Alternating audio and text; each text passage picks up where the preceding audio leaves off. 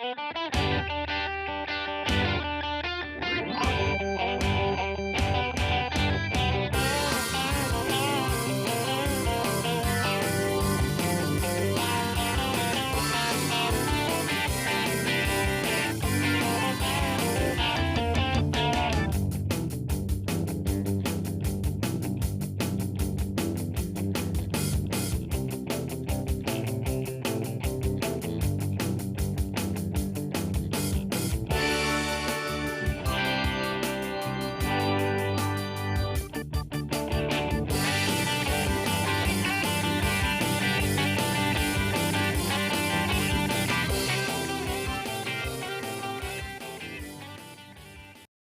morning, everybody. You are tuned to Computers 2K now on the Nissan Communications Network. I'm Amnon, your host for the next couple of hours, along with Spence. Good morning. Good morning. And Nick is here. Howdy. Good morning. And Gal is here. Good morning. Good morning. Good morning. And last, at least, Katie's here. Hello, hello, hello. Good morning. Good morning. Good morning. Our number is 919-518-9773, Computers 2K Voice on Skype. And today's show is made possible by vMix Software and is sponsored by Tom Sinclair of Live Streaming Gear. So, it was supposed to pour last night, not a drop of rain. We got a little bit. Got a little bit. Yeah, not bad. We got like 8 inches here on Friday. It was a monsoon. Wow, you kidding? No, right over the Cape Fear River over in like Belleville and Leland. I got like 6 and 8. And then some areas in Wilmington got half an inch. It was just this band that wrapped around. We were supposed to get rain in the afternoon yesterday, and I was working outside all day, and I raced around to get all the stuff put away for the rain, and it didn't rain. Yep. Yeah. Fake news. Yeah. Well, I have purchased myself a manual treadmill. And what a manual treadmill is it doesn't have a motor. Right. So you just go with your feet, if Right. that makes sense. And I got it off of Amazon, and it's like a fraction of the cost of a electric one. And so I got it from Amazon. I put it all together. It was really easy. And I started using it, and I had to hold on. It has like bars. Uh-huh. And and I also put it at an incline, I guess, to help you get going or whatever. It's not pushing that hard. But that incline, man, if I wasn't watching myself, I was gonna fly right off because it goes. And so I had to like hunker down. But anyways, I like it for what it is. It was $160 off of Amazon, and it was like the cheapest automatic one or electric one was like $400 or something. And I was like, I don't want to do that. I think the manual is better. I mean, it's better for you. It's more work. But the trick is you just have to angle your body. Yeah, I mean, go what backwards. I need to do, and I read the reviews. The biggest complaint about the reviews is that the handlebars were too low, and I'm pretty tall. I'm taller than average, so I could see that because I was having to lean over, and that wasn't really good posture after a while. So I think what I might do is like go to Lowe's or something and see if I can like raise the bars up, or something like raise the bar is always good. Yeah, raise the bar. But yeah, I was impressed with it. I was using it, and it's quiet because obviously it doesn't have a motor.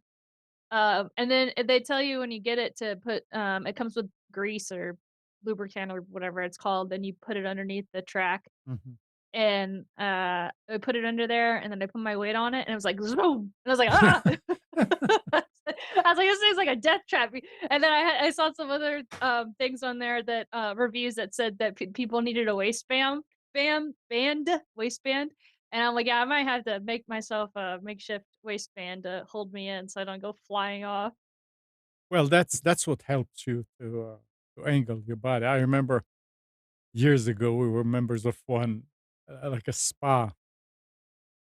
And You were a member at a spa? So you know that like a exercise thing, club, A gym. a gym. But they call it a Gym and a spa. It spa was are two very something different spa. things. The name of it was something spa. I can't remember. But anyway, and you could bring guests. So we brought friend of ours, and we Oh, got it on was a one of, like it was like a club. Did you go clubbing? no. Oh, Anyway, we we got on the treadmills, and they were you're right, they were manual, and he wasn't used to it, oh no. and he started going, and it's going faster, and he's going faster, and go faster and faster and Yep. faster, and it flew off, and we always remember it how the crunch just fell off the thing because it's easy, and you do need a waist uh, belt. Yeah, it's very much like a full body workout because I had to use Mhm. my upper body and my abs to like to control the machine. So after I was done with it, I was like, "Dang, man, this is a lot." Yeah, yep. Good for you. Yeah. So Do you what ever see else? that? You ever see that exercise thing? It's like costs like $14,000. It's for, oh, you only need to spend 5 minutes a day on it. And I For was the in a Peloton. no, it wasn't Peloton. It was this really bizarre looking machine. And I'd seen them in pictures, but I never actually saw one up close. And we went into I don't remember where we were. We went to a health food smoothie place and they had one there. And I'm like, is there, and she said, oh yeah, just 5 minutes a day. I said, how can you get Yeah, enough right, exercise in 5 minutes? She right. Yeah, said, what the heck? you would not believe, she said, what it does to your body. Yeah, but Was it a 5 minutes. Bowflex? Remember No, that? no, no, no. Remember I I remember growing up and Bowflex, the commercials were on like every 5 minutes. And it was this big Yeah. strong muscle dude going, "Roar, Bowflex." Uh, I've been working on my 12-ounce curl this weekend. That's it. That's what I've been doing. You're going to work your way up to 16-ounce curls. Yep, absolutely. Yeah, the Yeah. bigger the cans, the bigger the curl. Absolutely. That was a beer joke for anybody not following along at Yeah. home. Oh, I last weekend, the reason I wasn't here was I went to the NC Brewers Music Festival out in That sounds like a great time. Huntersville, and 42 different breweries there, and you could buy a sample ticket. Now, I didn't sample all of them because I was pacing myself, whereas other people were not. And I was pacing myself, and I realized it actually ended at 4 o'clock. I'm like, wait a minute, I'm not done yet. But that's my fault. But the point was, by about 6 o'clock that night, after they stopped giving out the free samples, you got a little glass. Then people were just buying beer, and oh my gosh, it was. Thank goodness nobody got hurt, and there were no fights or anything. But Was loud, but not because of the music, right? yeah. Oh, the music was great though, really, really good. Steep Canyon Rangers. It was more. It was like a sort of bluegrass thing.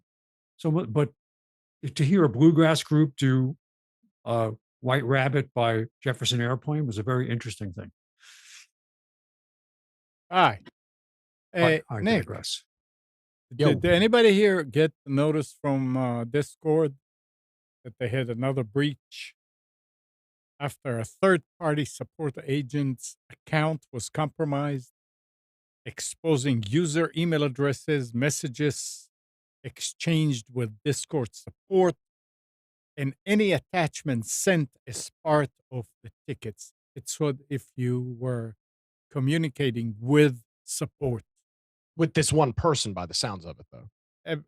I don't know. They say with tickets.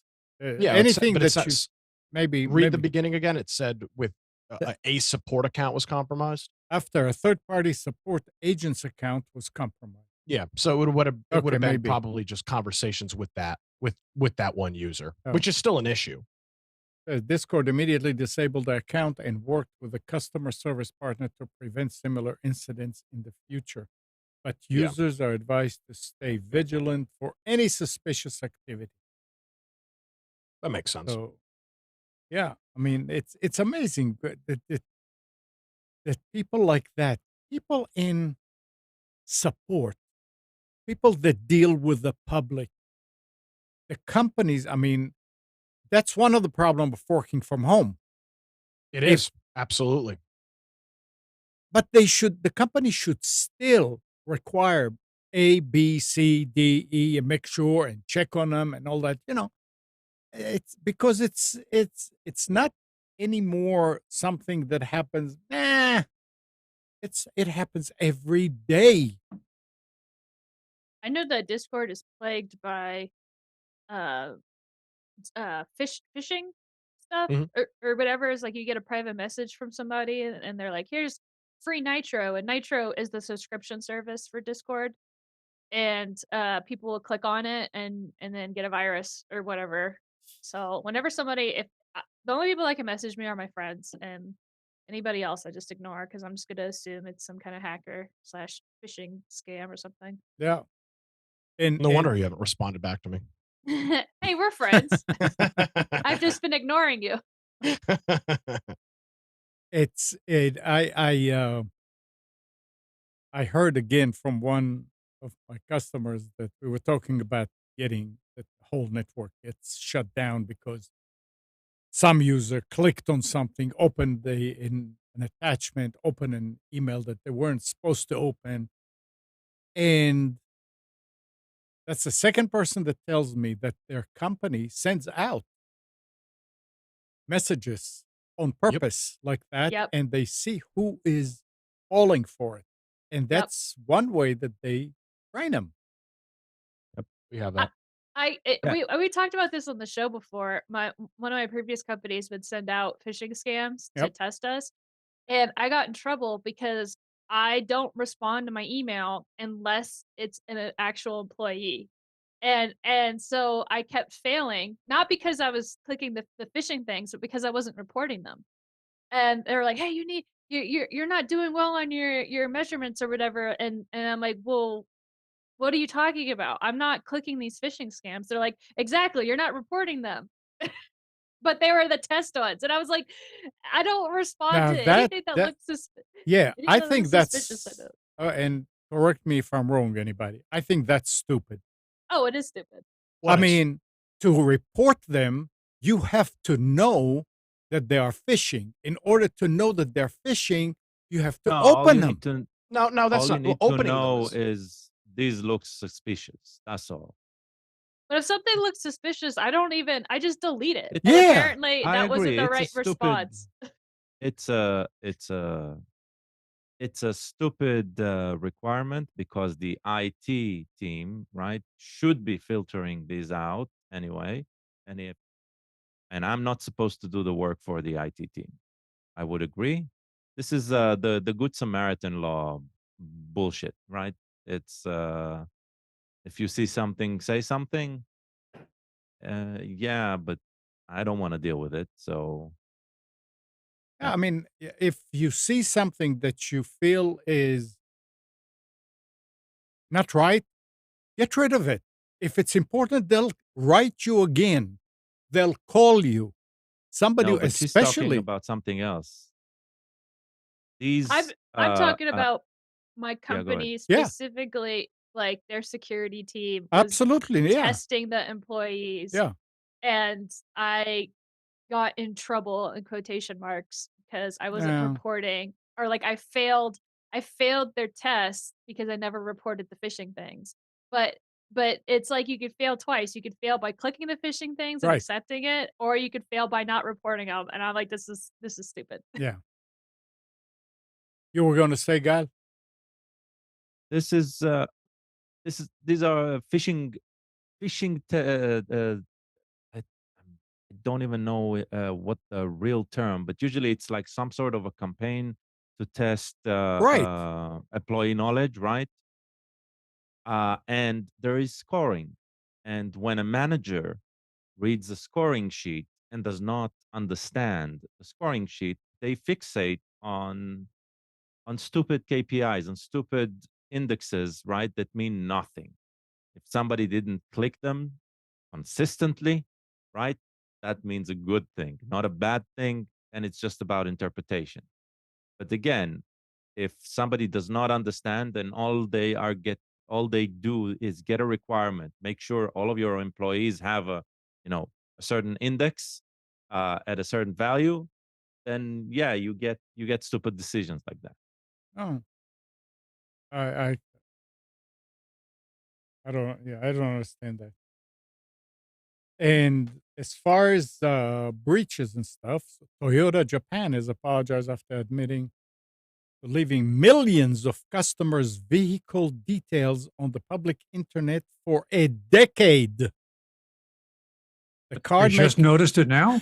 yeah, the car maker said They finally logged in. in a notice that it will notify about 2.15 million customers whose personal and vehicle information were left exposed to the internet after a cloud misconfiguration 10 years ago was discovered recently. Toyota said that the exposed data includes registered email addresses, vehicle unique chassis and navigation terminal numbers, the location of vehicles, and what time they were there, and videos from the vehicle's drive recorder, which records footage from the car. They said that the data spilling from its connected cloud was initially exposed in November 2013, but pertains only to vehicles in Japan, according to the company. The company's connected service provides Toyota customers with information about their vehicle, in-car entertainment services, and helps to notify authorities in the event of an accident or break.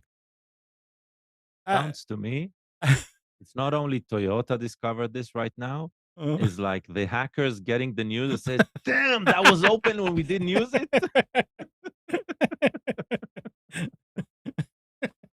Yeah, I mean, it's amazing. Who knows? And again, the take from this story is how many other companies like that have things Well, to be not fair, secu- Amnon, yeah. right? Toyota is the company, right, that had a car that when you press the brake, it would accelerate. Right? So That's right. Yeah, the Didn't word that- software didn't that- isn't their strong suit. Didn't Yeah. that come down to being something really simple, like the floor mats were designed no. improperly? Which car was the No. one that would get stuck yeah, in racing? I don't It? remember. That's One what of them was something with floor mats. Yeah. Yeah, Yeah. but this remember one who it was was. software. This one was Oh, software. Yeah. So bug in the software. throttle by wire. Yeah. Yeah. No, it was the cruise control system Oh. in, and the only way to release it was actually to double press the gas accelerator and not the brake. There was a bug, and so even if you hit the brakes, it would still accelerate. So those same It software was a deadly developers. bug. So those same software developers went on to develop the software for the 737-900. Maybe, I don't know. But one thing I can tell you, it's just an external audit of the software is what discovered the bug. They hired like security experts to comb their entire code base, and I think it took a year and a half or something. It like took a really Wow. long time. I read about it only after the fact. I've never encountered it while it was in production, because this was uh, in Israel. Cars usually did not ship with cruise control by that time. Only now that it's completely standard inside the vehicles, because it's also part of the safety system. But here in the States, it was standard. And so it mostly affected the States, probably Japan. So yeah, it was a deadly bug. All right. And this is kind of disturbing also. Researchers on Tuesday unveiled a major discovery: malicious firmware that can wrangle a wide range of residential and small office routers into a network that stealthily relays traffic to command and control servers maintained by Chinese state sponsored hackers. A firmware implant revealed in a write up from Checkpoint Research, contains a full featured backdoor that allows attackers to establish communications and file transfer with infected devices, remotely issue commands, and upload, download, and delete files. The implant came from the form of firmware images for TP-Link routers. The well-written C++ code, however, took pains to implement its functionality in a firmware agnostic manner, meaning it would be trivial to modify it to run on other router models. Now, this will happen if you have your router do automatic updates, which I don't know. I never did. I don't know why. I mean, to me, if it works, leave it alone. What was the But brand? it started with the TP-Link. The code was for TP-Link, and Or they did they have a time frame for when the code was released? Or no, no. But so it's that if would be helpful to let us know that. well What generation routers were affected? What was the firmware release now they don't timeline? hear this again. They don't say that TP-Link was infected. They're saying the implant came from the form of firmware images for TP-Link routers. That means they took the TP-Link file and modify it, and they said the well-written C++ code, however, took pains to implement its functionality in a firmware agnostic manner. So apparently, it's like they took the hardest one to implement, and now to do it on other routers, it's going to be trivial. Oh, I see. Yeah.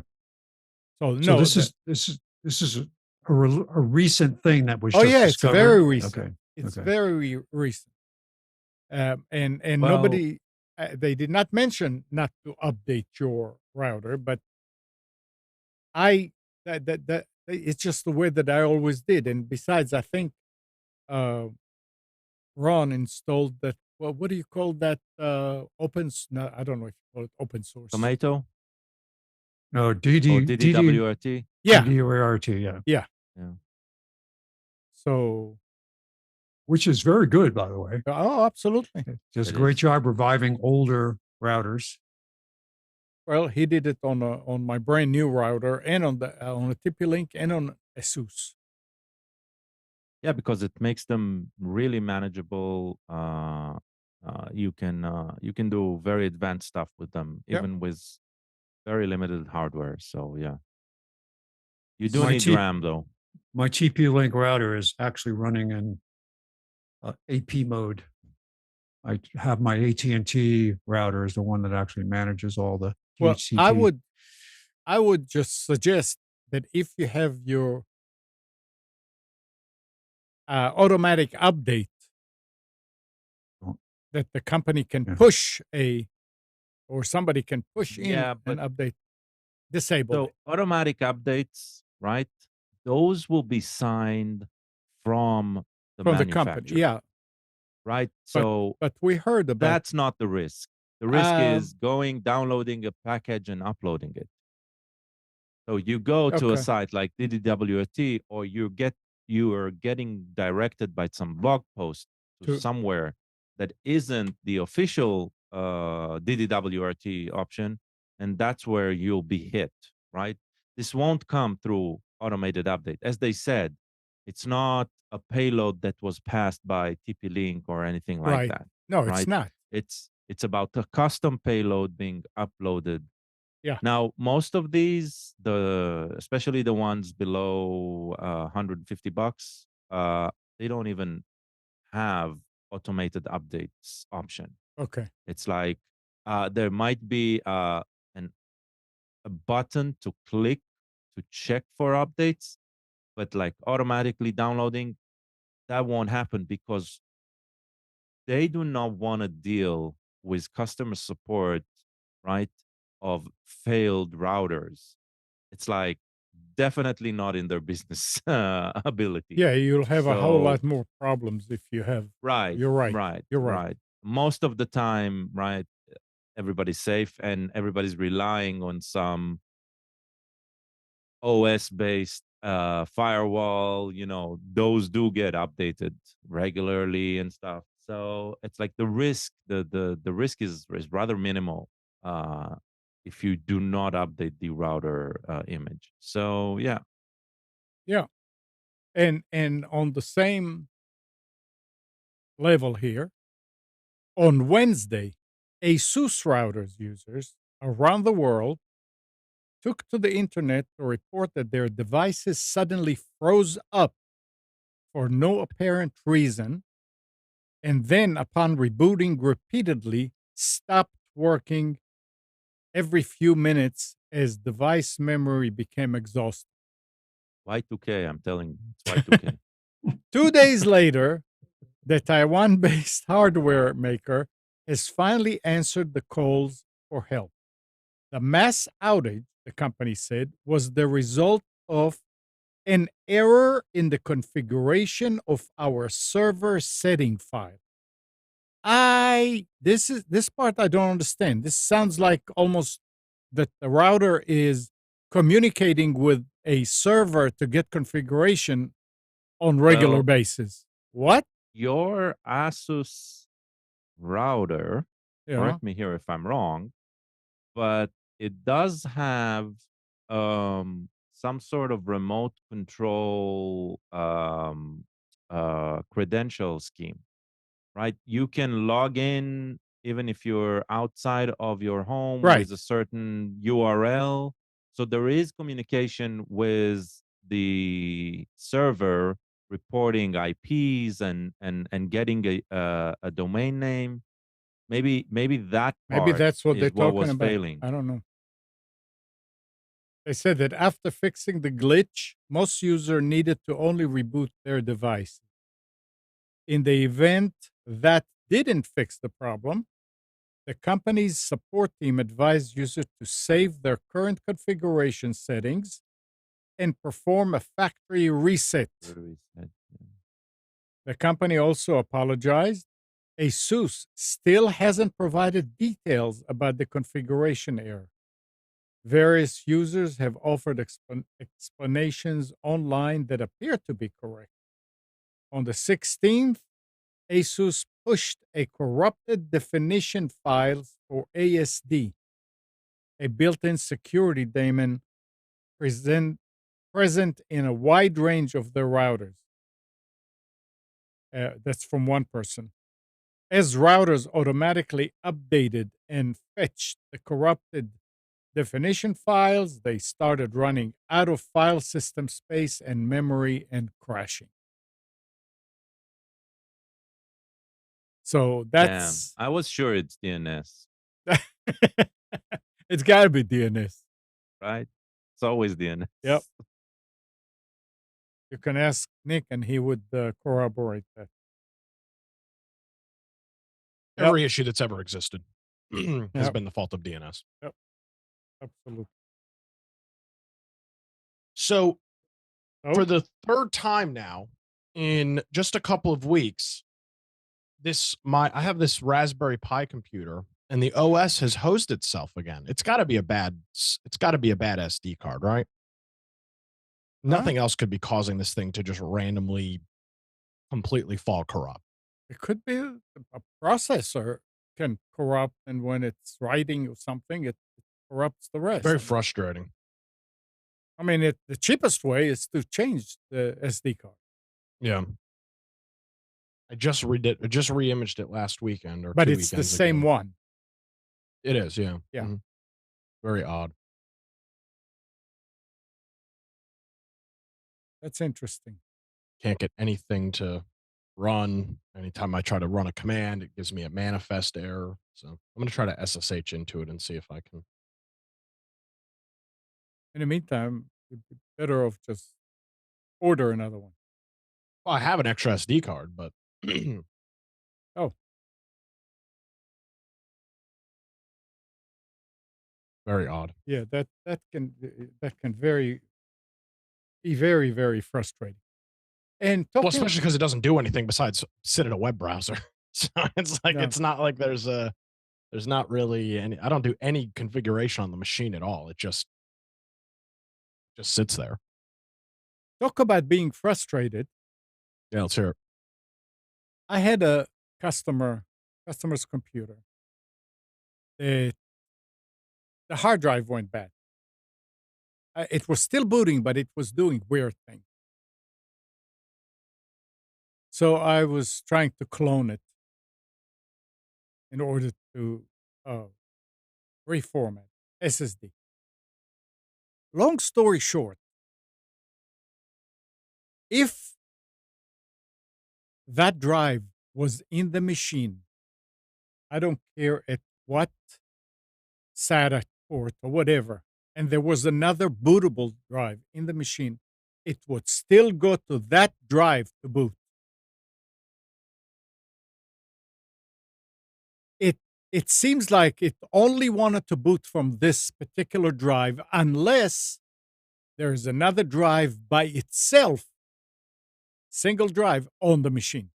So if I took that drive out and put another drive that had bootable OS on it, it will boot right away.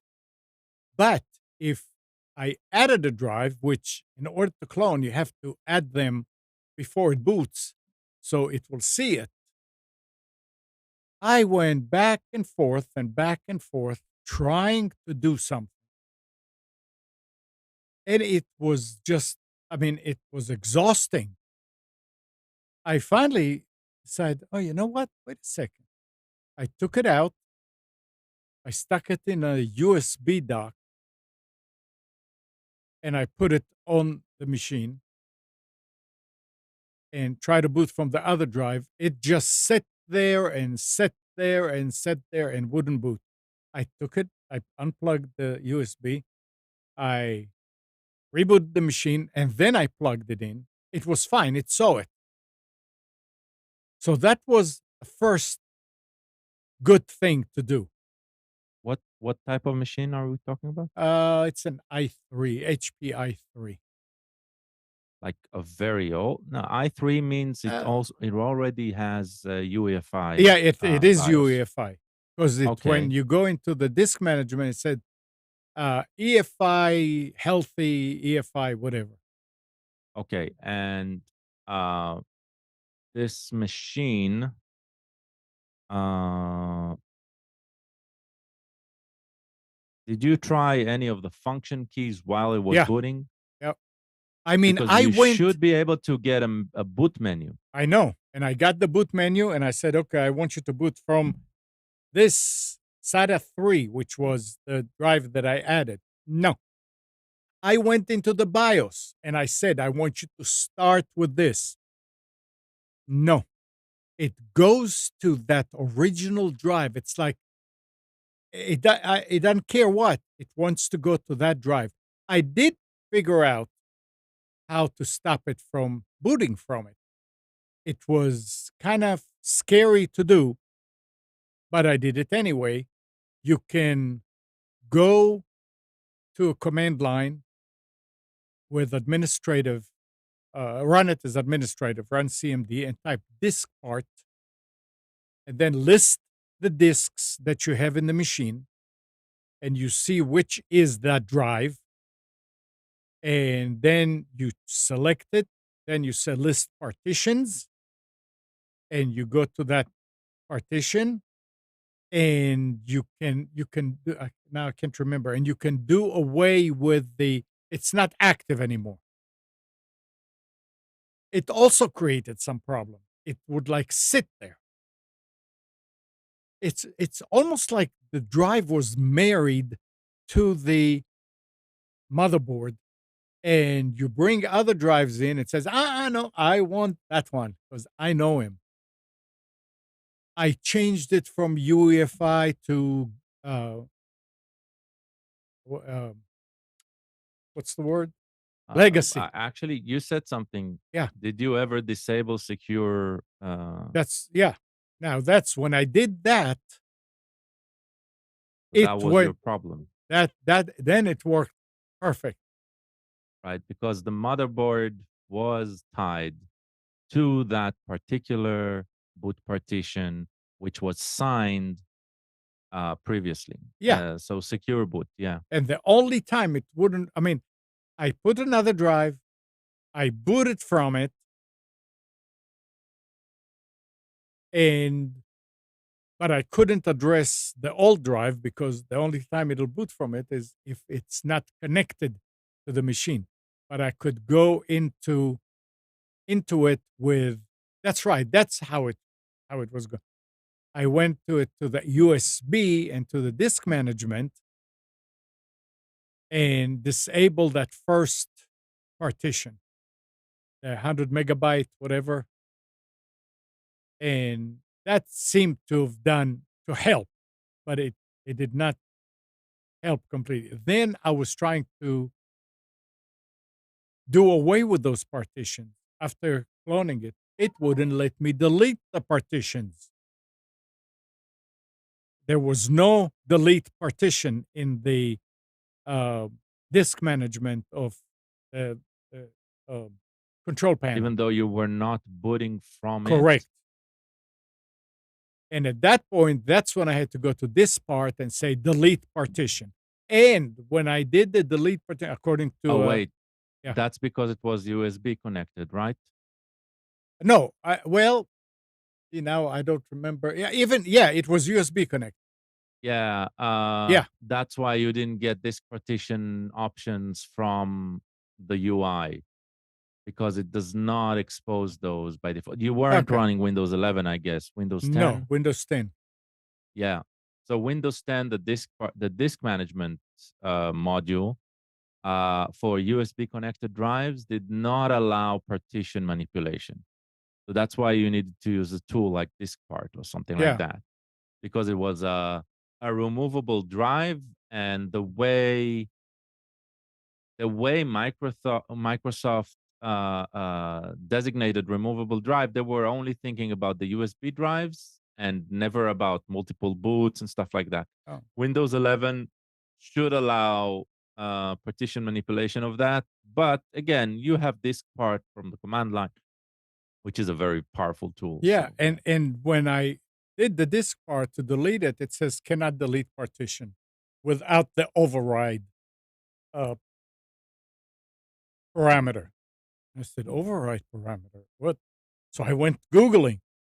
Oh, where does it tell you how to? And I said, well, the probably because it was marked as a safe OS partition. I don't know why before. it was, but the thing is that when I read it a couple more times, that error message that came back, the override was in caps. I said maybe that's the word I need to put. Yeah. So I put override at the end. Sure enough, yeah, it took it. However, there seems to be a much simpler way of dealing with all of this. All you had to do was nuke the partition table, like say start With from scratch with what? That's what I was trying to from do. this part. From this Well, part, I mean, this part you can told tell you, it take this disk, create a new partition table, okay, and then it. I mean, never there's probably like a /force or something like that, but I don't know. I never used this part, and I said, okay, that's why I'm saying it was kind of touch and go, because I didn't want to mess up the there is drive. another solution. You download to a USB. You download gparted, which is a self-bootable Linux distribution, which gives you a graphical, which gives you a graphical interface to manage partitions, and you can do it And you can there. do it there. We yeah. talked about what was the name? Amy, I forgot. The They have a backup solution and they have a partition management solution, which is bootable. OAMI. Aomi. Yeah. So you can download something like that, create a USB bootable image from that, and that allows you a graphical. Dang. So you're not limited to what Microsoft is supplying. And I There have are that other tools. and I have that program on my computer. I download it. Oh, jeez. Yeah. Oh, There's always a different set of tools, yeah. right? But it was good lesson and good exercise to do that. But it took a few hours sitting there and just Googling and doing this, Googling and doing that. But I said, why That's in the because you world? didn't use two tools that you could have. Yeah, well, After butting your head for 15 minutes, you could have called me, I or know. you probably I- could have asked ChatGPT. Well, I thought about calling you and I said, nope, he's working. Never mind. I'll find it myself. It's fine. Yeah, I might be working. If- But this if- is like the sort of stuff Yeah, that yeah. you If get like, if it went on, I would have. Believe me. it sounds like it did went on. Yeah, well, I mean, it's always like, okay, here, I see, yeah, it's done. No, it's not done. Okay, Story of there's my no- life. oh, I'm the yeah. same. I'm the same way. Before you know it, time just, yeah, it was, but it was okay. It's just that I never ran into anything like that before. It was amazing. Anyway, um.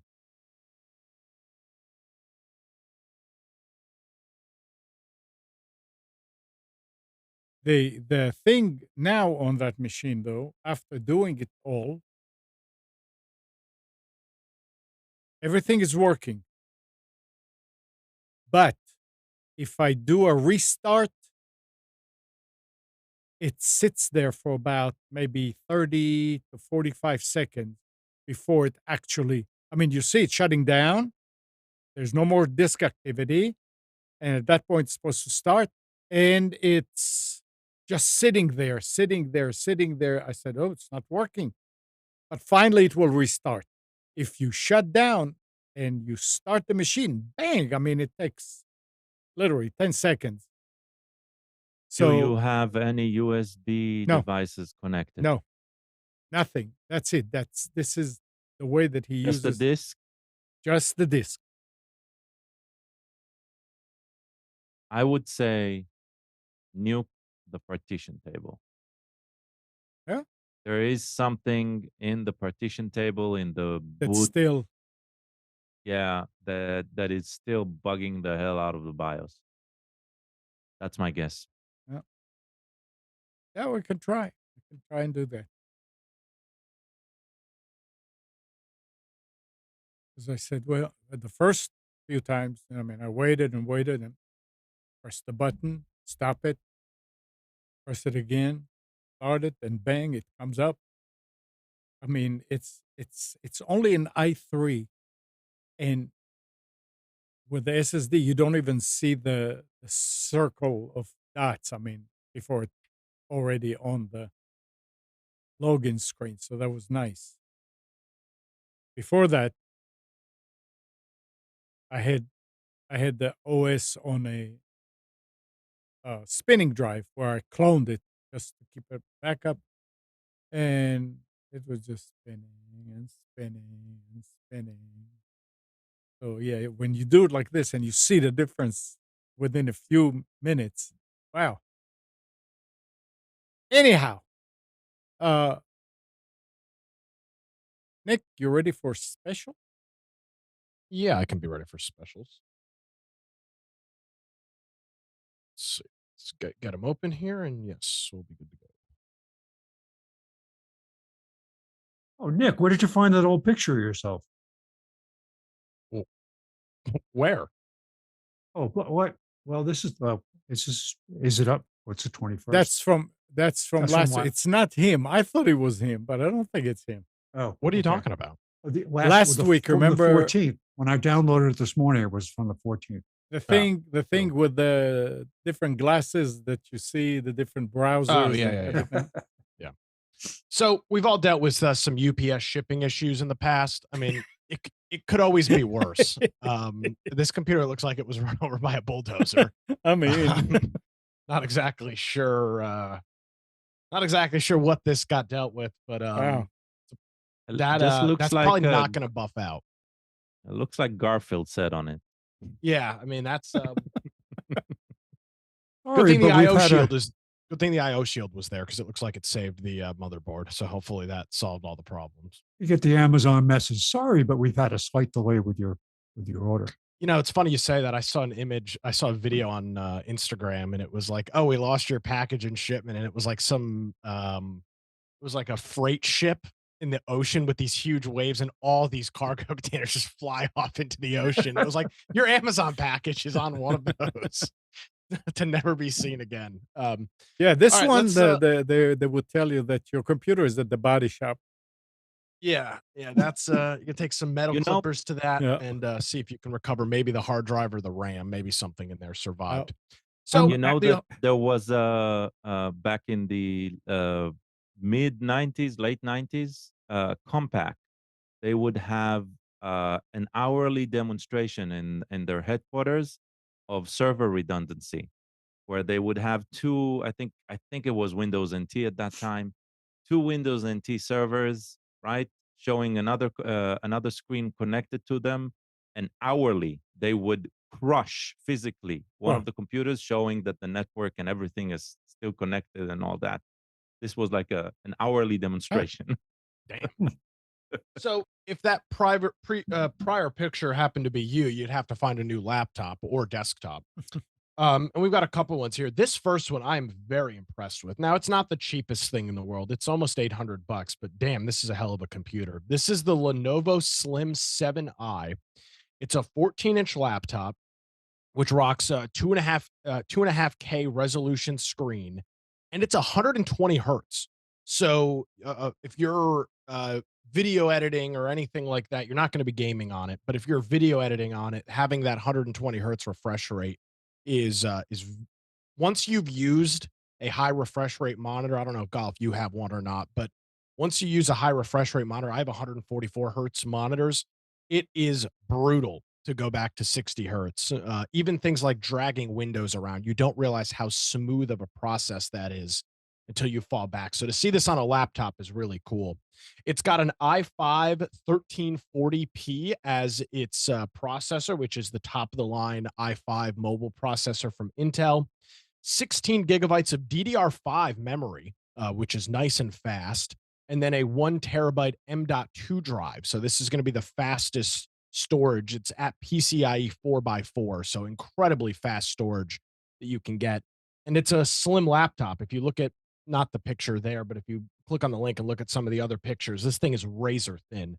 It's got a 65 watt hour battery, backlit keyboards. It's a pretty cool computer. Um, it's normally almost $1,200 and it's on sale for $786 directly from Lenovo. Um, it's got USB 3.2, couple of Thunderbolt ports as well. So it's got all of your modern ports for connectivity and everything that you could possibly want on a high end laptop. Um, this thing will last a very long time. You will be able to use this computer for years and years and years to come. If that's not in your wheelhouse and maybe you're looking for a home server, home assistant, Plex, or just a general all purpose machine, here's a pretty interesting one. This is being sold directly from Dell. This is part of their Dell refurbished so that companies buy computers from Dell. They go through a 3 or 4 year life cycle upgrade. Dell takes the computers back. They refurbish them and then they sell them at deep discount. And that's exactly what this is. This is a Dell Precision 5820. It's a refurb. It's got a Xeon in it, a W2123 Xeon, 16 gigs of RAM, and a 512 gigabyte solid state drive for 374. Now, I will note it is these Precisions are very compact computers internally. So if you're trying to jam it full of hard drives, that's not going to be the solution. If you're trying to replace components outside of RAM, also not going to be the computer for you. Like Lenovo's little desktops, Dell's they're all proprietary. So they've got proprietary heat shrouds and stuff like that. You can probably fit. I looked inside it. You could probably fit a drive or two spinning drives. If you wanted to pack it out with SSDs, you could Velcro them to the bottom of the case and you'd be totally fine. Since they don't move, you'd be okay Mhm. doing that. So you can check that out at Dell for $374, normally a $750 computer. Plus, they've got some other even cheaper ones on sale depending on what you're looking for. But this would make a great little home assistant slash Plex machine with one just big hard drive in it, a 5 or 10 terabyte drive. You could really go a long way with this thing directly from Dell. Next up, Insignia over at Best Buy. That's their in-house brand. How about a 75-inch 4K Amazon Fire Smart TV for less than $550? So it's just amazing how cheap these things are.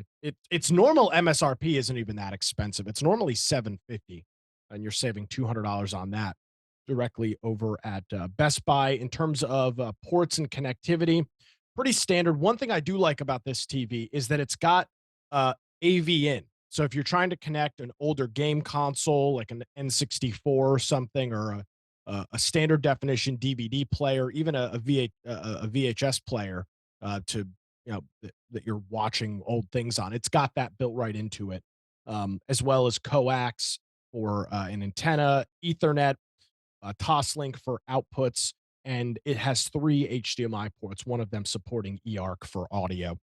So it's pretty standard for ports. Plus, since it's got the Fire TV built in, you don't have to waste a port on a smart TV device. So that's built in directly there from Best Buy for $550. This next product is the number one best seller in computer workstations on Amazon. It's got over 8,200 reviews, and it's got a 4.6 star. So plenty of people are buying this, and they are obviously happy with it. They're rating it very highly. It's not the biggest desk in the world. It's a sit stand desk. It's 48 by 24.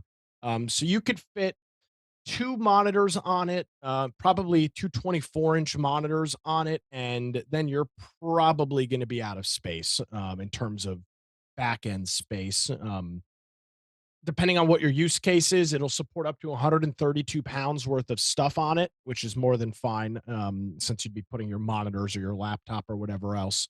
It's completely adjustable height wise. It's electric, it's not a hand crank, and it boasts that it is very quiet.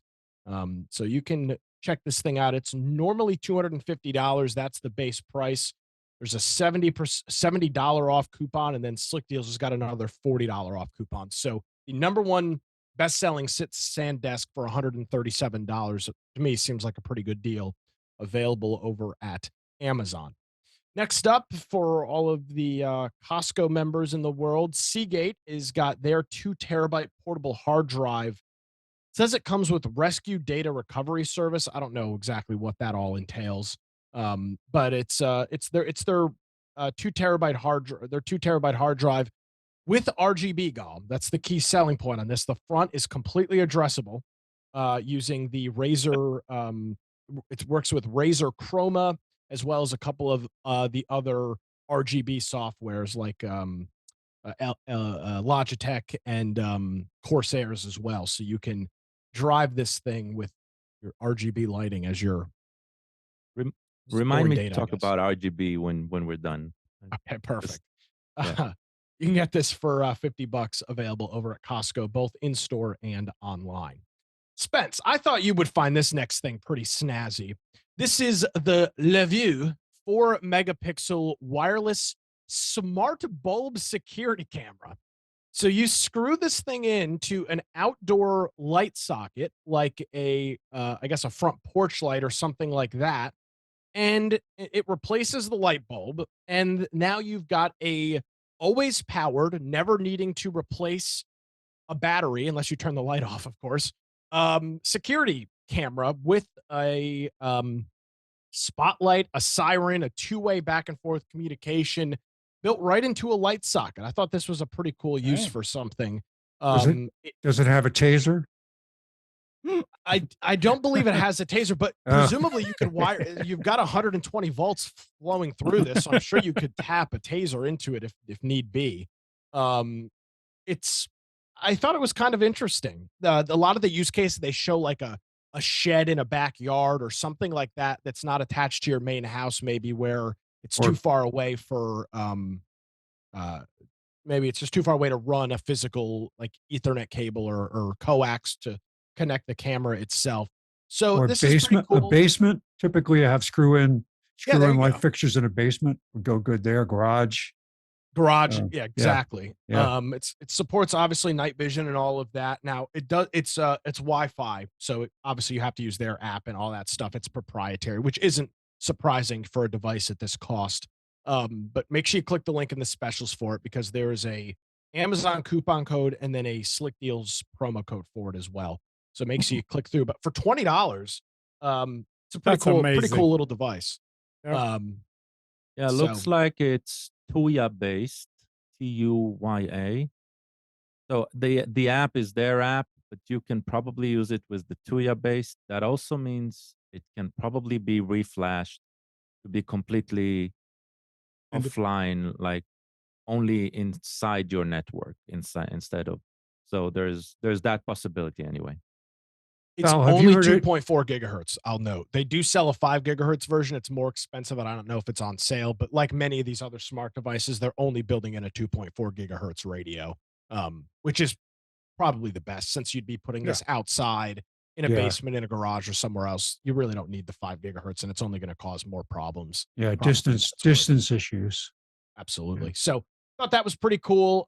It's the number one bestseller in dome surveillance cameras, I guess is how this is classified. It's got 5 shy of 3,500 reviews on Amazon, and it's got a 4.4 stars. So it's not like it's a complete one-off product available over there at Amazon. does it say? Next up. Is it also Yeah. a light bulb? No, well, the light will come on with the security thing. It is not a light because that's what I looked into. Okay. It's not an always on light. Okay. Um, Okay. you probably could configure it to always be on, but you wouldn't want a spotlight. Okay. Part of this is the what's the word I'm looking for? The secureness of this, right? It doesn't look like it's a security camera until you Yeah. are breaking into somebody's house and then the light comes on and Yeah. flashes you. So yeah, check that out Okay. over at Amazon.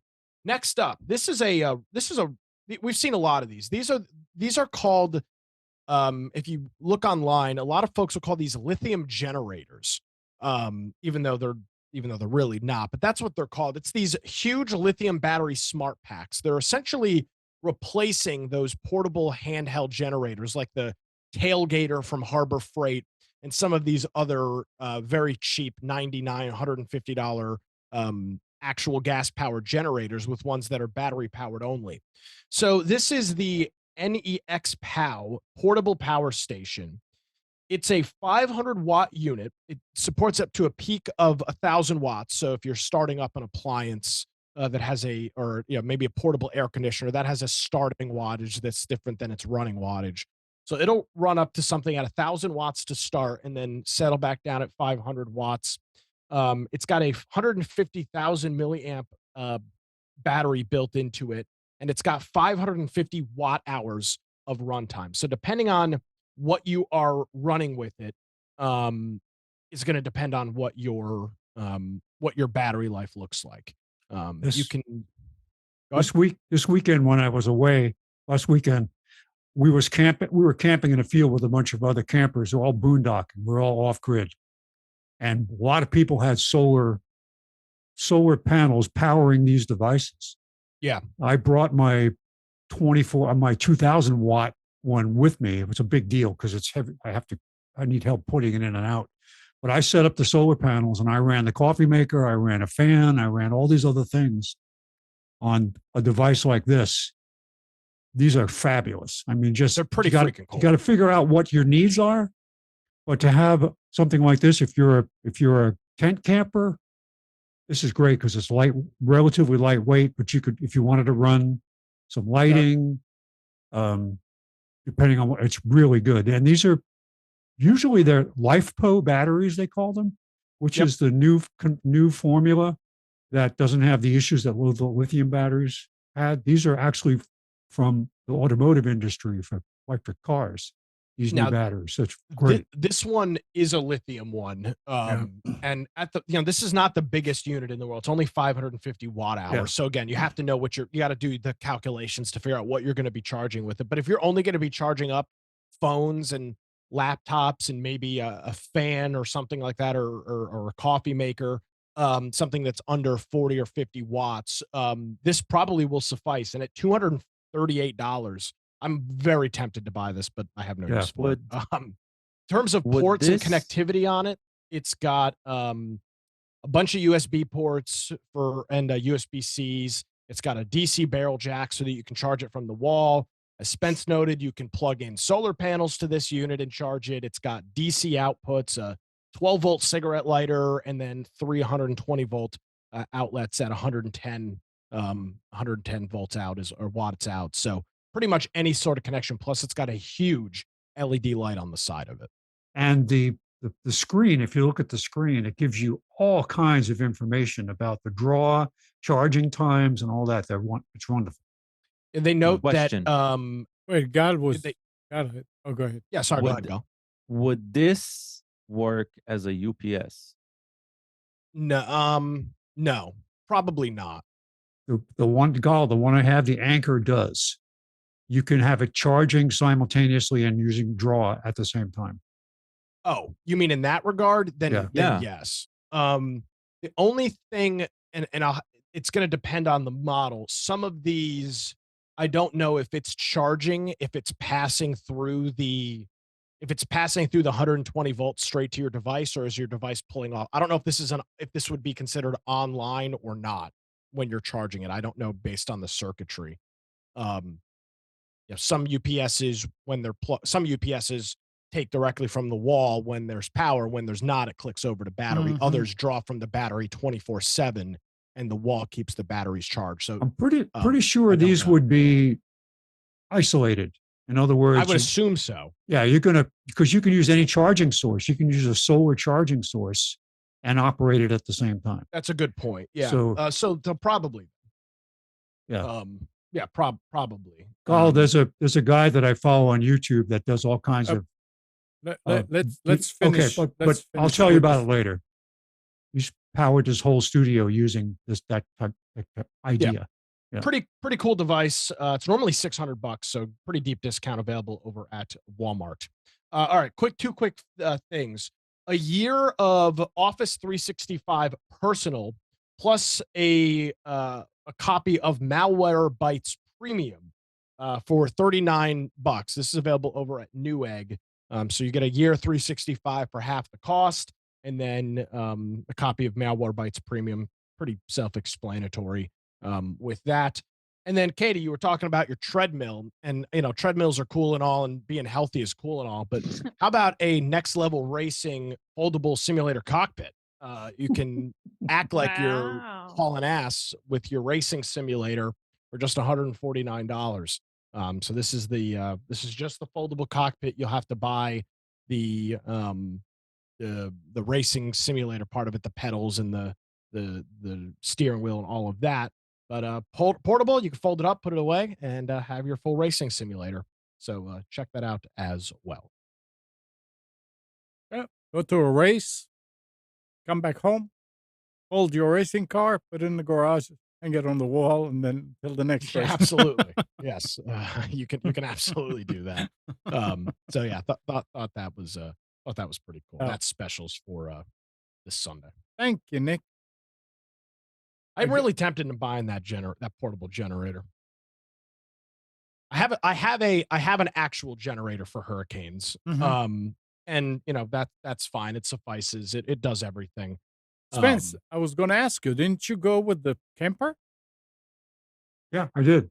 Why do you need this? You have a generator in the camper. Well, I could run a generator, but I was testing it.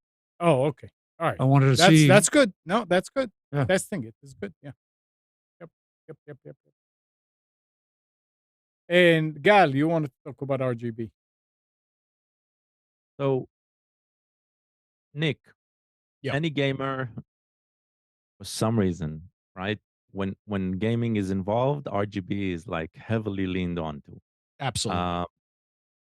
But it also means that if you have a chassis that has RGB, and you have a keyboard that has RGB, and you have a mouse that has RGB, if any of those are a different brand, then it usually means you have like 5 different applications eating your RAM and CPU in the background just to manage that RGB.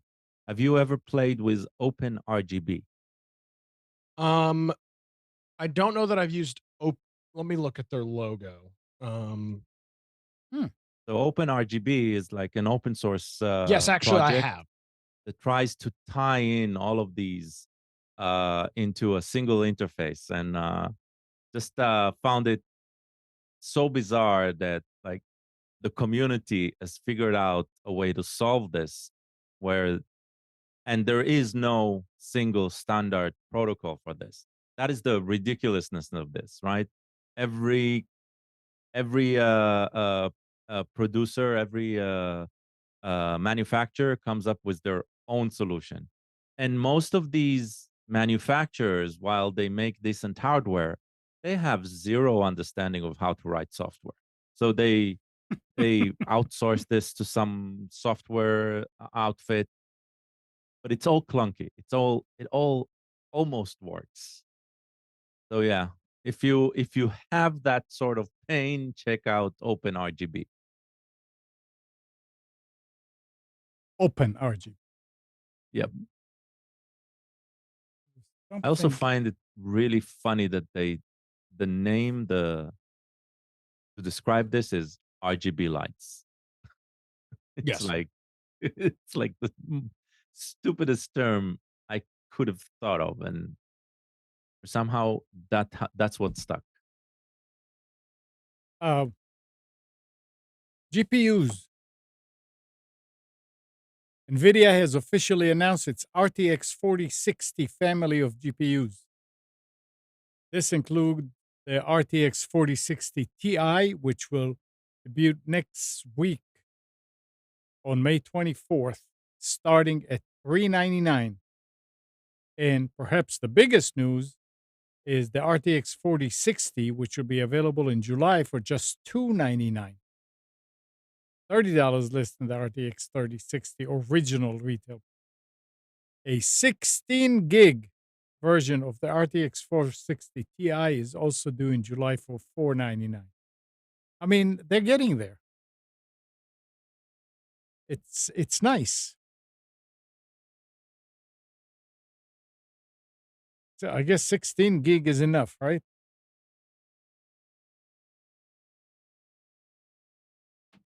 For now.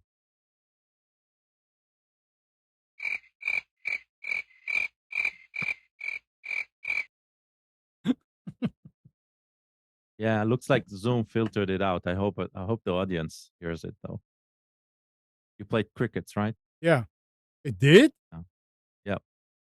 I'll show you later how to disable all of the filtering I'll be inside Zoom, damned. because there's no need. We Okay. have excellent audio equipment. All right. Katie, Yeah. you're a big Disney World traveler.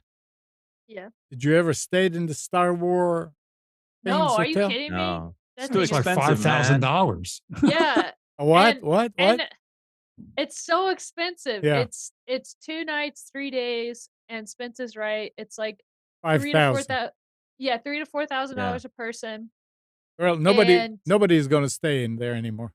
no, well, they're not. Or They're they they're and not only that, but the drinks aren't included. So you pay all that money and you don't get drinks. And what do you get? It to be in a Star Wars hotel. Immersive environment for it's cosplay. Well, Yeah. It's you get to be in the environment. It's closing. yeah, it's Oh. closing. Yeah. Oh, are they closing Yep. it? Yeah. Yep. Wow. A year after opening, they're closing. It doesn't surprise me. It was a hot mess. I mean, don't get me wrong. It looked cool, but not for $3,000, $4,000, $5,000 or whatever it was. Oh, amazing. Yeah, but they were packed. So even though they were packed, it's closing, right? No, Yeah, they it's weren't packed. Nobody was buying it. I understood there's a waiting list to get in.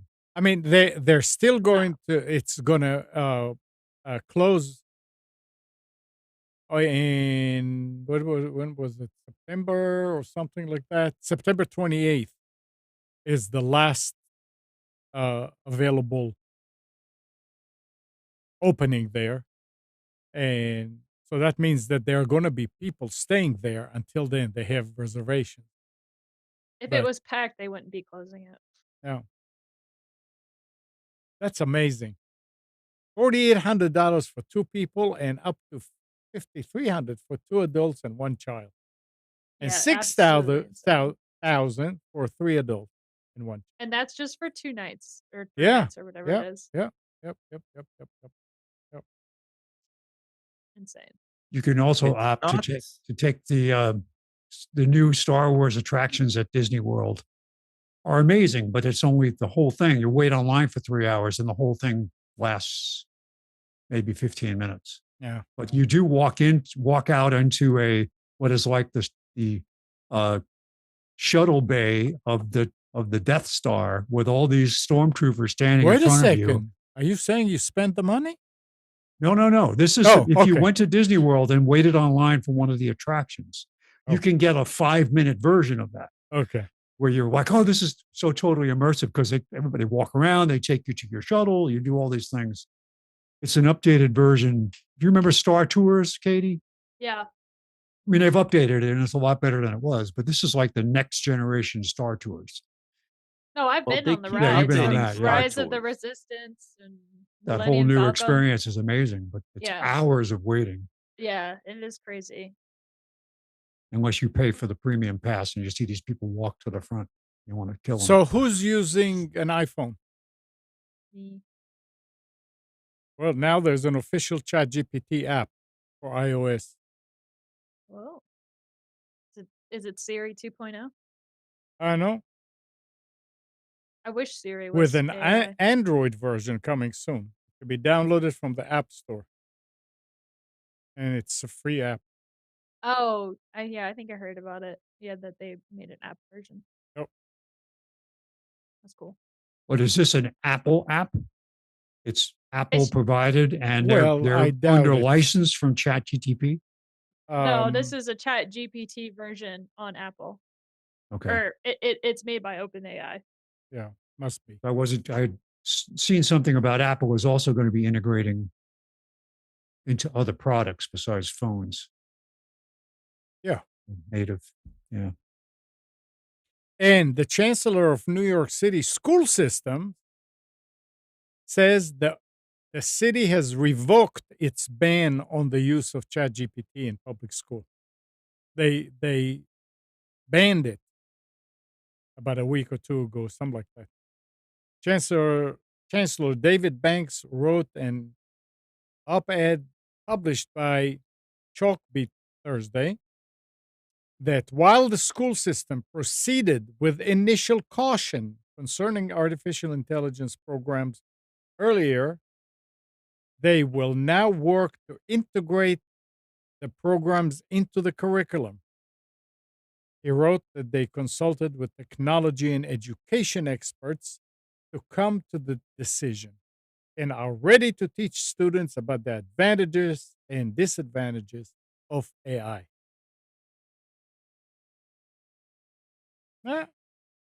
That's the way. That's You cannot ban it. You need to educate. Absolutely. That is true for everything. Yep. Something else about chat. When are they starting to educate about heroin use? Yeah, I thought they were doing it for years, but it doesn't seem to work. A Texas A&M professor failed more than half of his class after ChatGPT falsely claimed the students used the software to write their final assignments. That's coming from the Rolling Stones. And the story I mean, went, he should have figured it out when it was 50%. well, the thing is, here's how it goes. I didn't save the whole thing, but I read it and it was you get a chuckle. So first of all, they were saying that on Reddit they were talking about this, and they said the ChatGPT doesn't work like that. ChatGPT cannot tell you if this was written by him or not. I said, yeah, it could have. Not. So that was one thing. The other thing is that There is another thing that we need to remember. ChatGPT is creative. Yeah. right? It makes up answers that look legit. It's very important to understand that. Sure, absolutely. Yeah. And the Redditors took a piece of the professor's thesis and asked ChatGPT if, and the Fantastic. ChatGPT, yeah, it looks like it. Fantastic. Amazing. And the professor told them they can take another, he let them redo it and all that. And now it's obvious that everything that they were talking about, it's ChatGPT will not say yes. It said it looks like, it could be, it is possible. But ChatGPT cannot tell you, yeah, I wrote that, or yeah, And I. not only that is when it's flat out wrong Mhm. and you tell it you're wrong and it says, "Oh, I apologize," or blah blah blah blah blah, and then it'll output something else. Sometimes it'll output exactly the same thing it did before, even though it just apologized that it was a mistake, right? It's Interesting. imperfect. It's a stupid Yeah. machine Well, after all. It absolutely. looks very intelligent, right? We need to remember that. Yeah, but the professor was It has its limit. trying to be smart, smarter than what he was. I mean, Yep. they were saying that when it said that his paper was done like that, then, yeah, I mean Yeah, that's before ChatGPT. exactly. Yeah, yeah. Um, if you watch YouTube videos primarily on your TV, you may soon come across 30-second ads you won't be able to skip. Yeah. Just like commercials on traditional TV channels, the video platform has announced during its broadcast event for advertisers that it's bringing 30-second unskippable ads to connected TVs. Um, Yesterday, while I was preparing and I was on the verge, there was the video of some guy that built a bicycle with triangular wheels on it. And I said, that's interesting. Let me watch it. It it was on YouTube. It was a 30-second, that's on a computer. 30-second of an ad, no skip.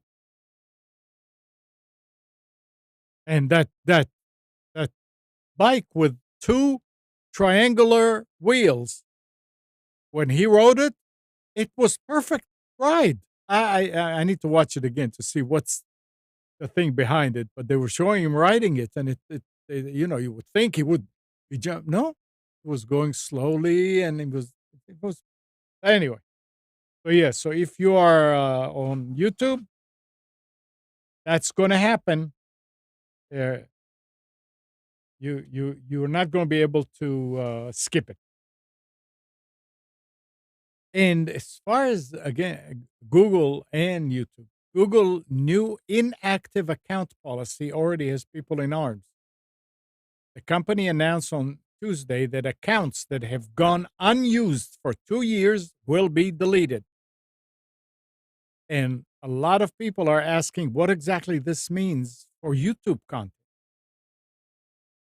There are probably millions of videos out there from dead and inactive YouTube creators. Would Google new data policy means deleting nearly 2 decades of online history? A day later, YouTube's creator liaison Rene Ritchie clarified on Twitter that Google has no plans to delete accounts with YouTube videos. 9 to 5 Google heard the same statement from a Google spokesperson. So yeah, but if you have a Google account and you're not using it, it it will get, if you don't have videos, it will get deleted.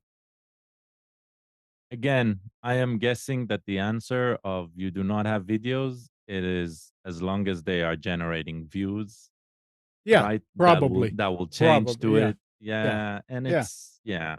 Did you say how they is it an old account that hasn't been used in a while? Right. If Yeah. it has not been used for 2 years. Hmm. I wonder how which much space YouTube takes up. Oh, Like, jeez. I wonder if there ever is gonna be a point where there's just no more space. They've just got like trillions and trillions of They ran out gigabytes. of room? Yeah. I doubt it. I doubt it. I what I wonder the most is why didn't they like flat out came out with this policy from the start, Uh, right? Oh, every other service provider, especially free service providers, right? Flat out came out said getting an account, but we're also doing automatic cleanup if you do not. Right? That was the norm. That was the norm in forums before that. It was the norm in anything free, basically. There is always fluff. Why do we encourage the fluff, right? And now everybody's up in heels because they are cleaning house. I understand what they're doing. It makes sense. I don't like it, right? But it's like can't really blame them. So, but yeah, the fact that they tied in all of the accounts to everything to and now they're saying we're going to delete this. What is going to happen with purchases associated with that Google account that have been performed, right? Just for tax records. Yeah, I'm not using the account. I'm not paying with it anymore, right? But I did at one point. Are you going to delete my transactional records?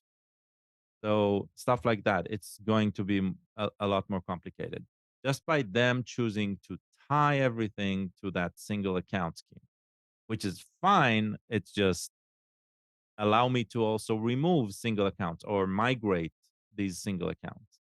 uh, And they're never going to do that. It's just too complex at this point to separate. So it's not in their interest also. So all right. We talked a few shows back about car makers wanting to, they're going to stop using AM radios. I mean, installing AM radios in cars.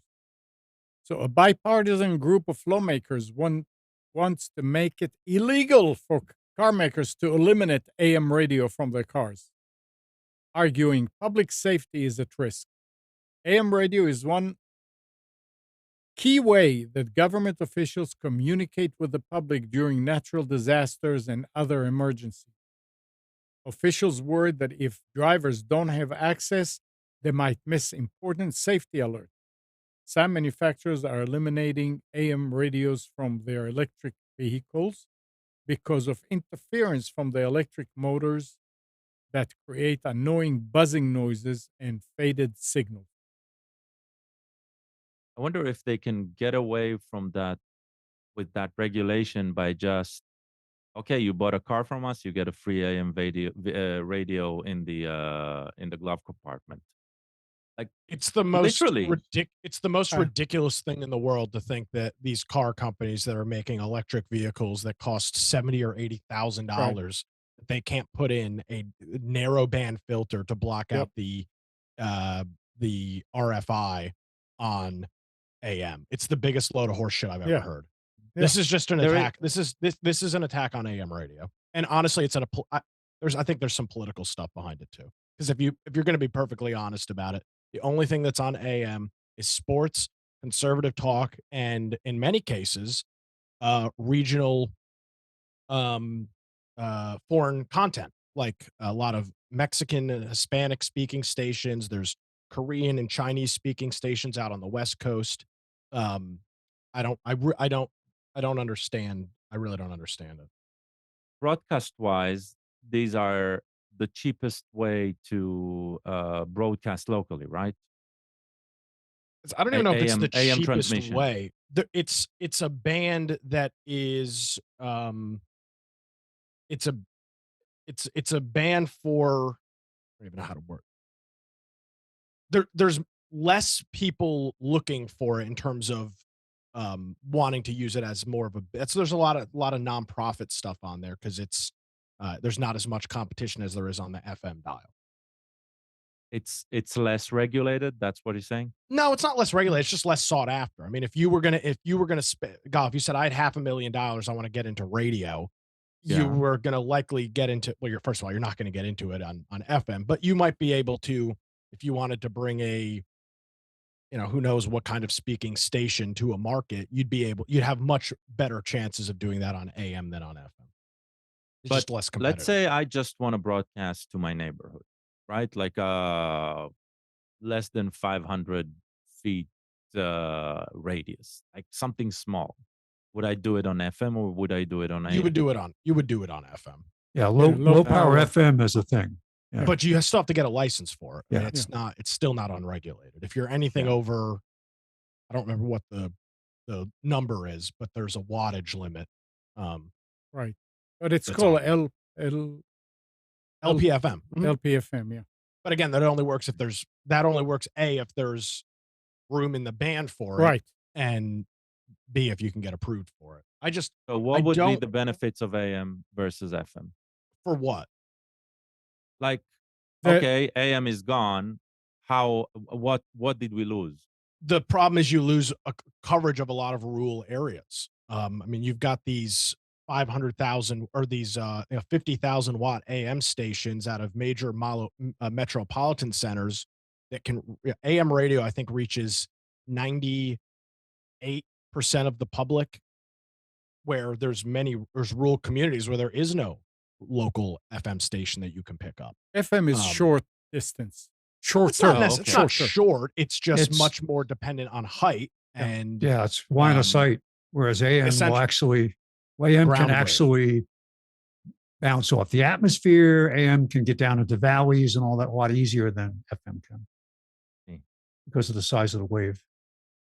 And Well, the emergency. I don't think it's political. I do think it's a flex, right? It sounds like the automotive industry is testing their strengths on something they do not deem important, just to see if they can get away with it. And if they will be able to get away with this, right, then it'll open the door. Or if they get ruling around this or anything like that, then they'll be able to, do whatever they want with the regulators afterwards. This is them establishing like a foothold that is a lot stronger than what they used to have. That's how it feels. Sure. Because I think that's yeah.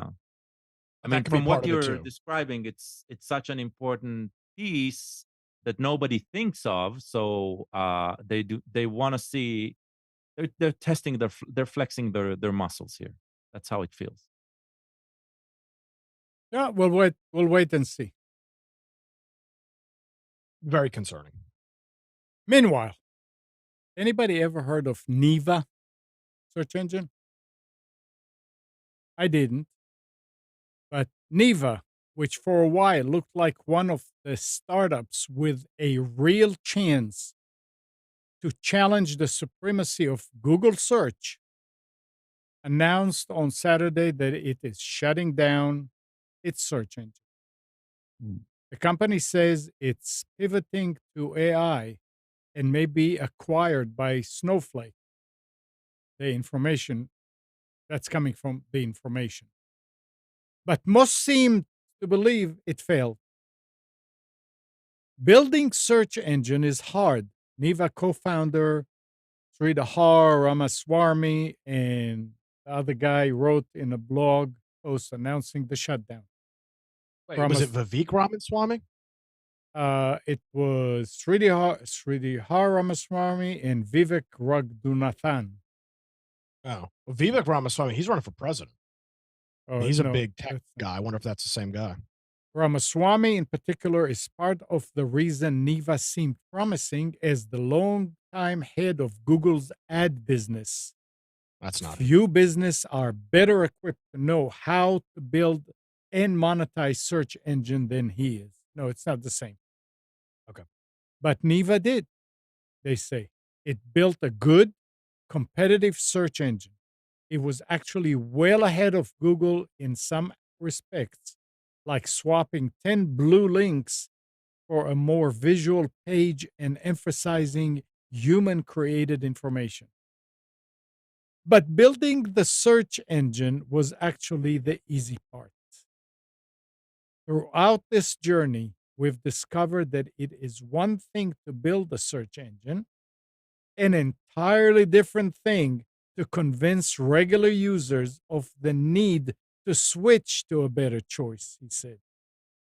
They said in their blog post. I mean, I don't know. I've never heard of it before.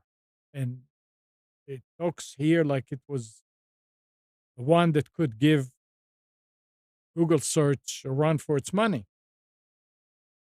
I Good. guess they didn't advertise it enough. They didn't let people talk about it, and it's yeah. Go tell people, oh, switch to Neeva. Huh? Never heard of it. What do you mean?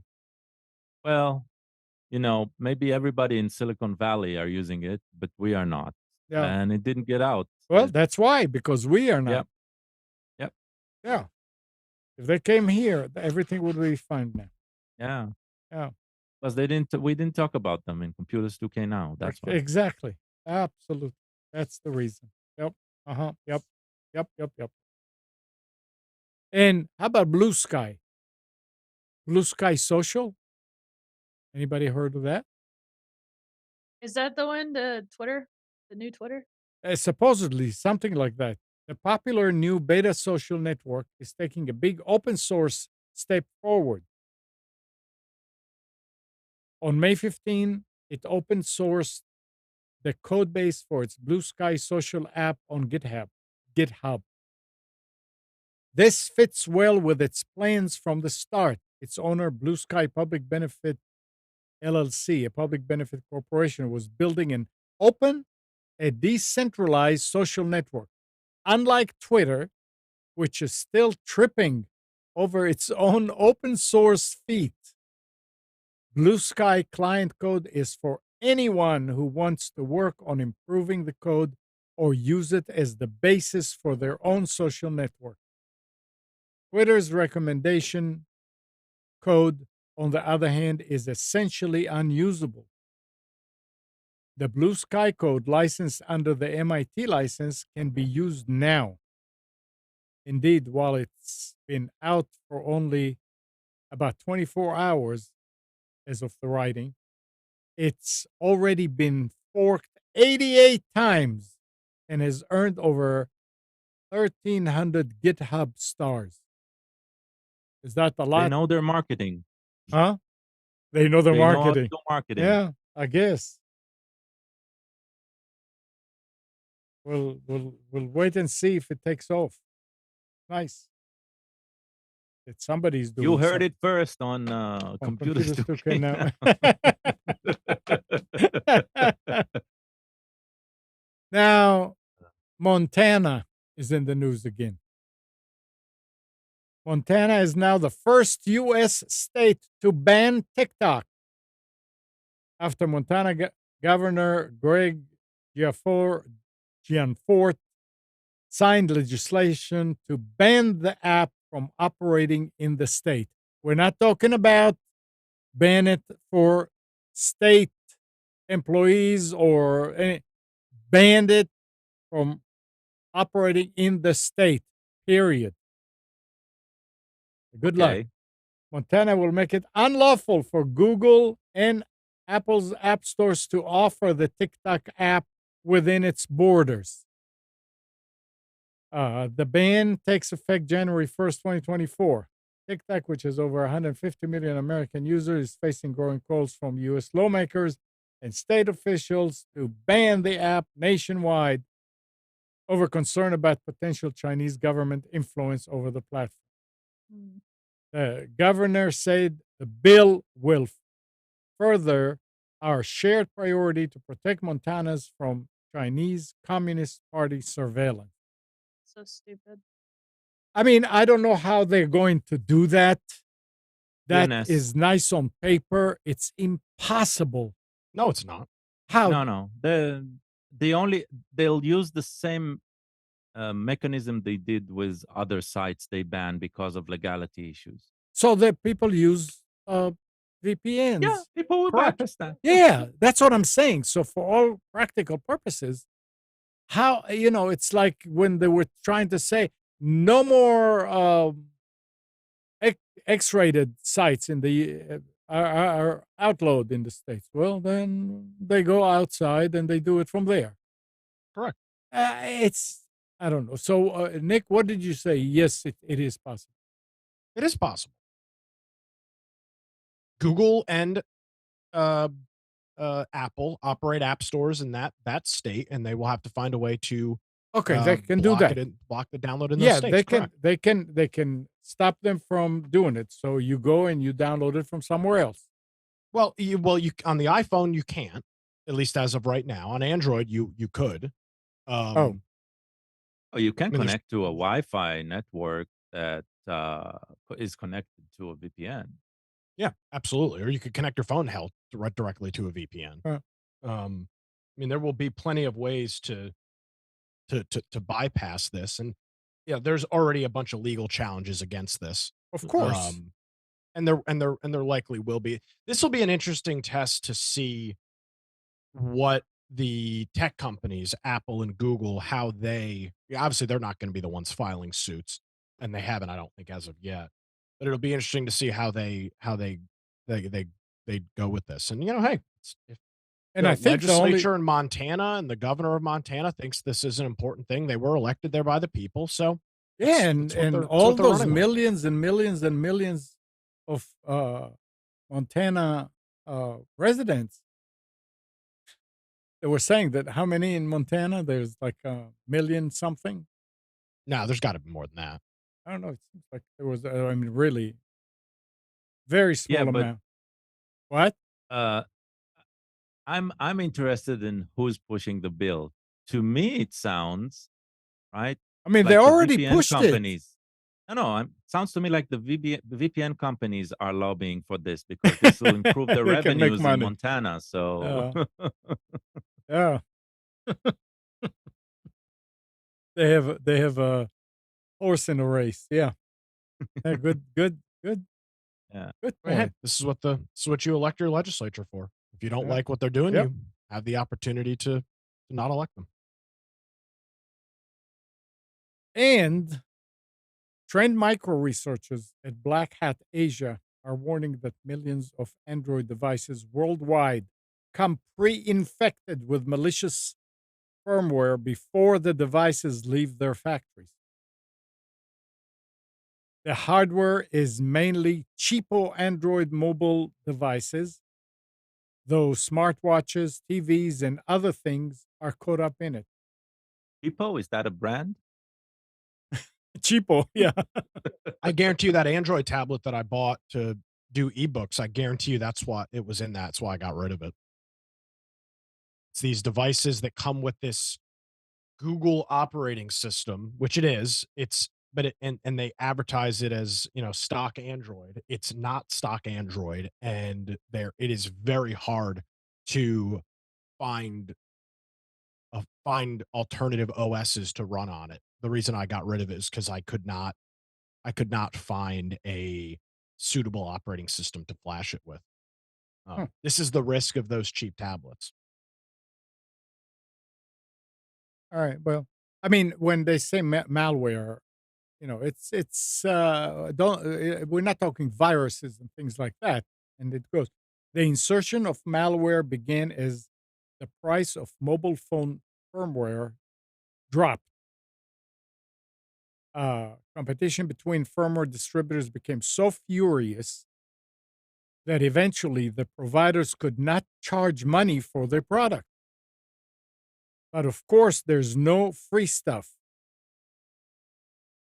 This is coming from Trend Micro. As a result of this cutthroat situation, firmware started to come with an undesirable feature: silent plugins that the team analyzed dozens of them looking for malicious software. They found over 80 different plugins, although many of these were not widely distributed. The plugins that were the most impactful were those that had a business model built around them.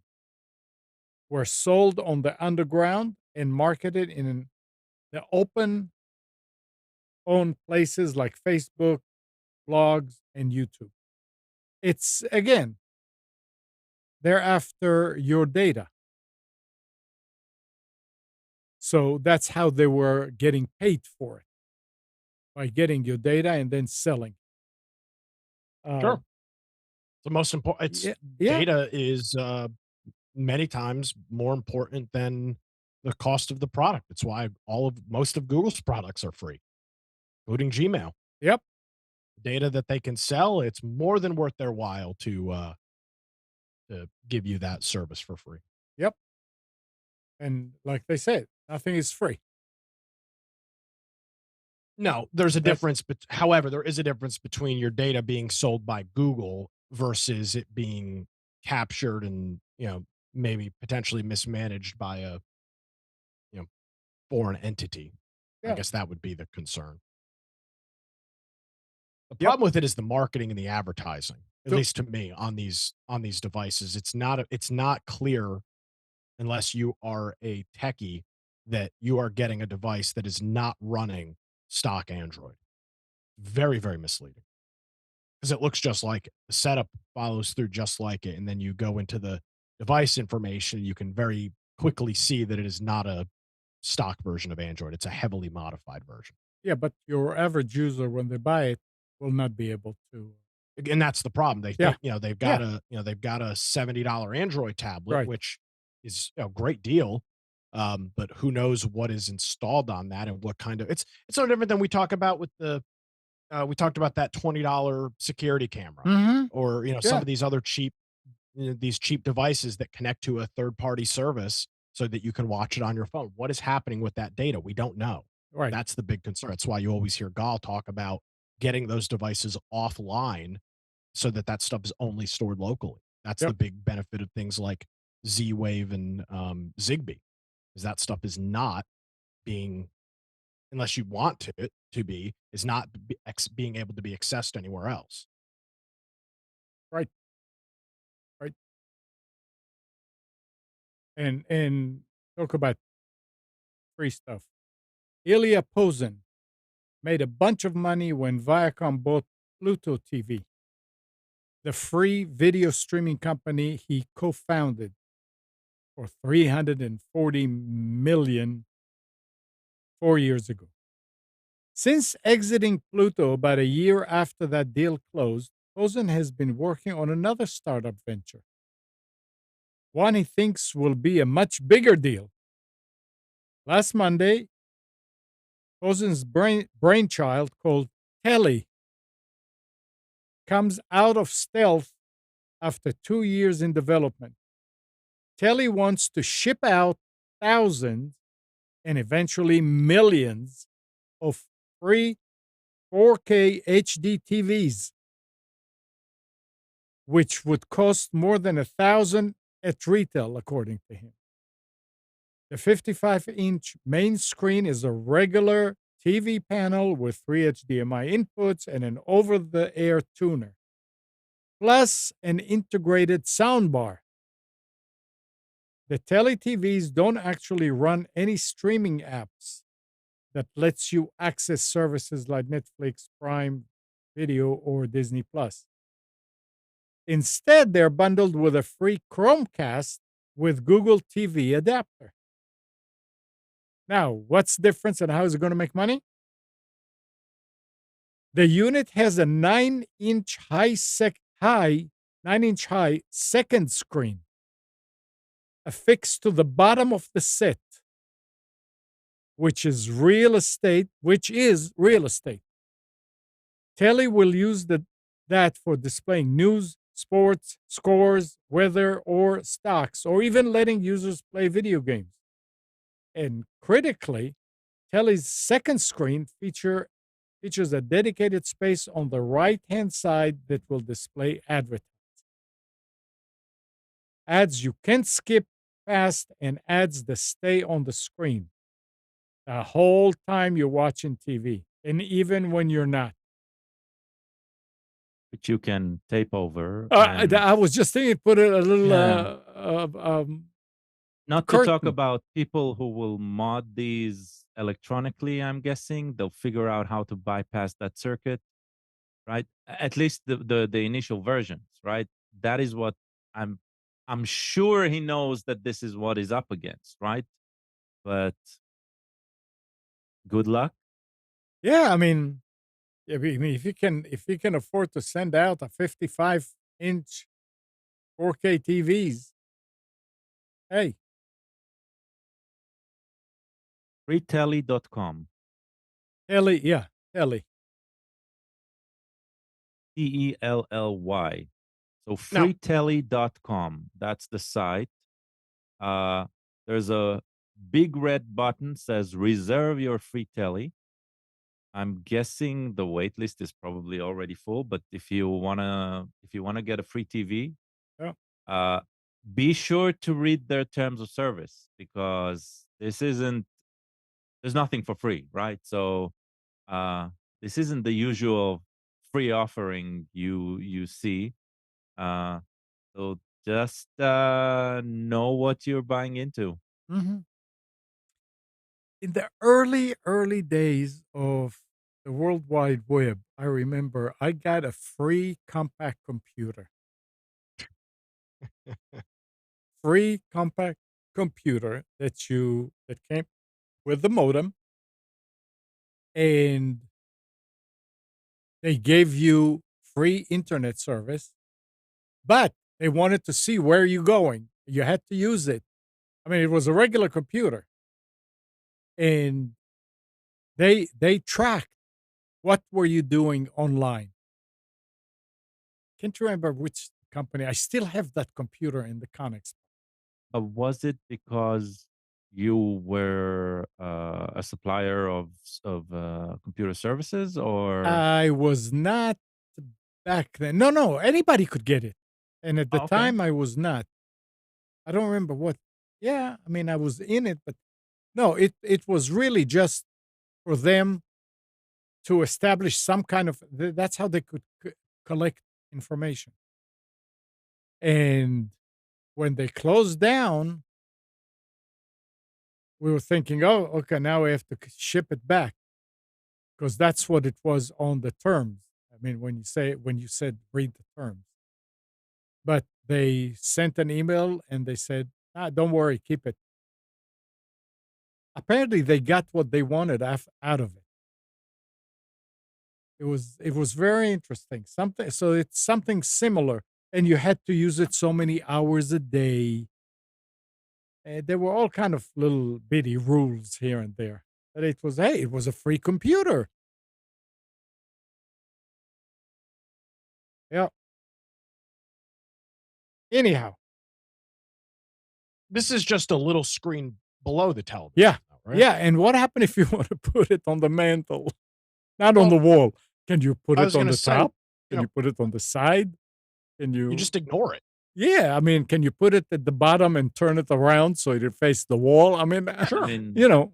you'll find a way to cover it. Oh, yeah. Uh, it's if you've ever seen Black Mirror, the TV series, right? There's an episode there of it's all futuristic predictions going wrong, basically. Uh, and um, Actually, there are a few episodes which show some sort of optimism, but usually it's things going awry. So there's this future of people confined in closed spaces, covered with screens all around, and a room. It's unclear whether this is by choice or this is incarceration, but it really feels like incarceration, right? Like you're in some sort of prison.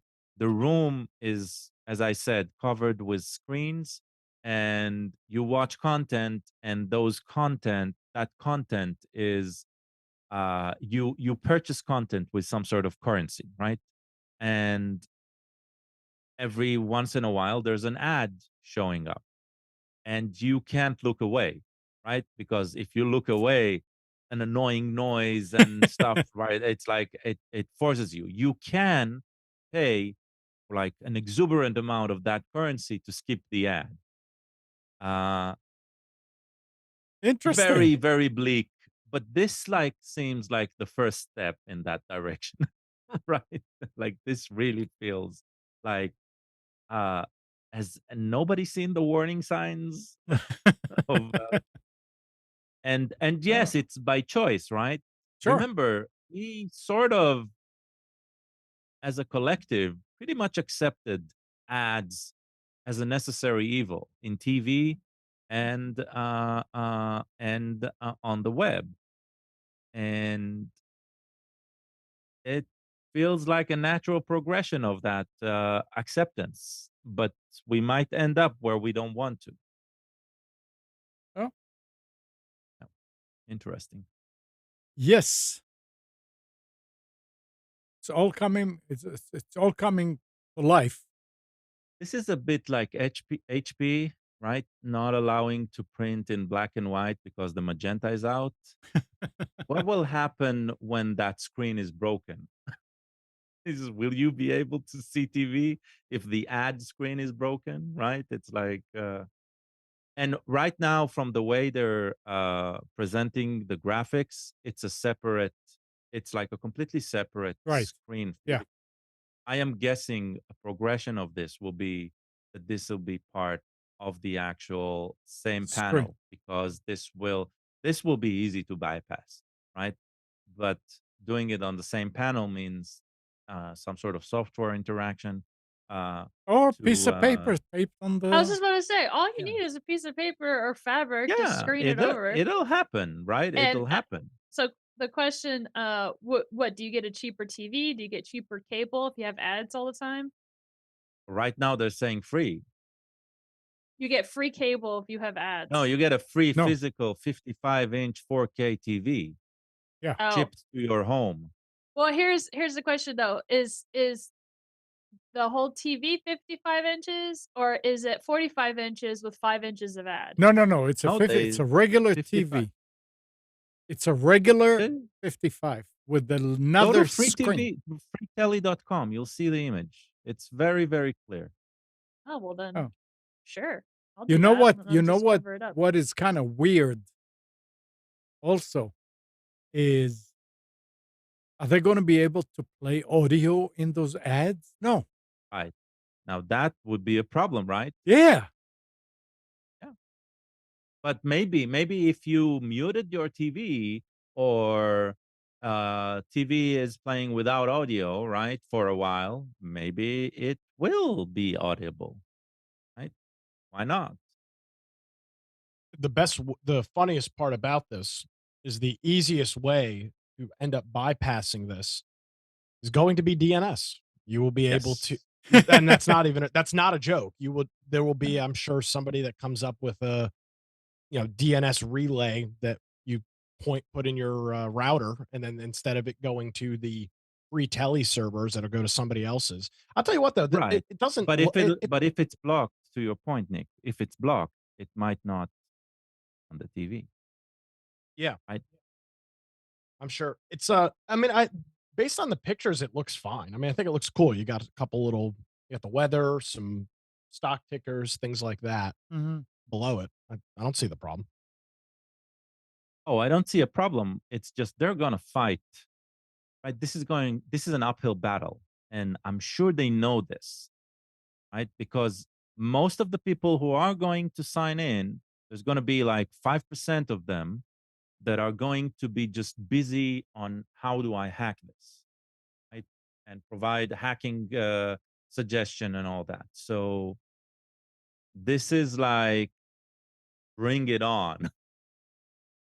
It's a ballsy move. It is interesting. Uh I'm sure. Look, they got the funding, so they Yeah. managed uh, uh, to convince a lot of skeptics, right? People with money are very skeptical. They're not easily appeased. So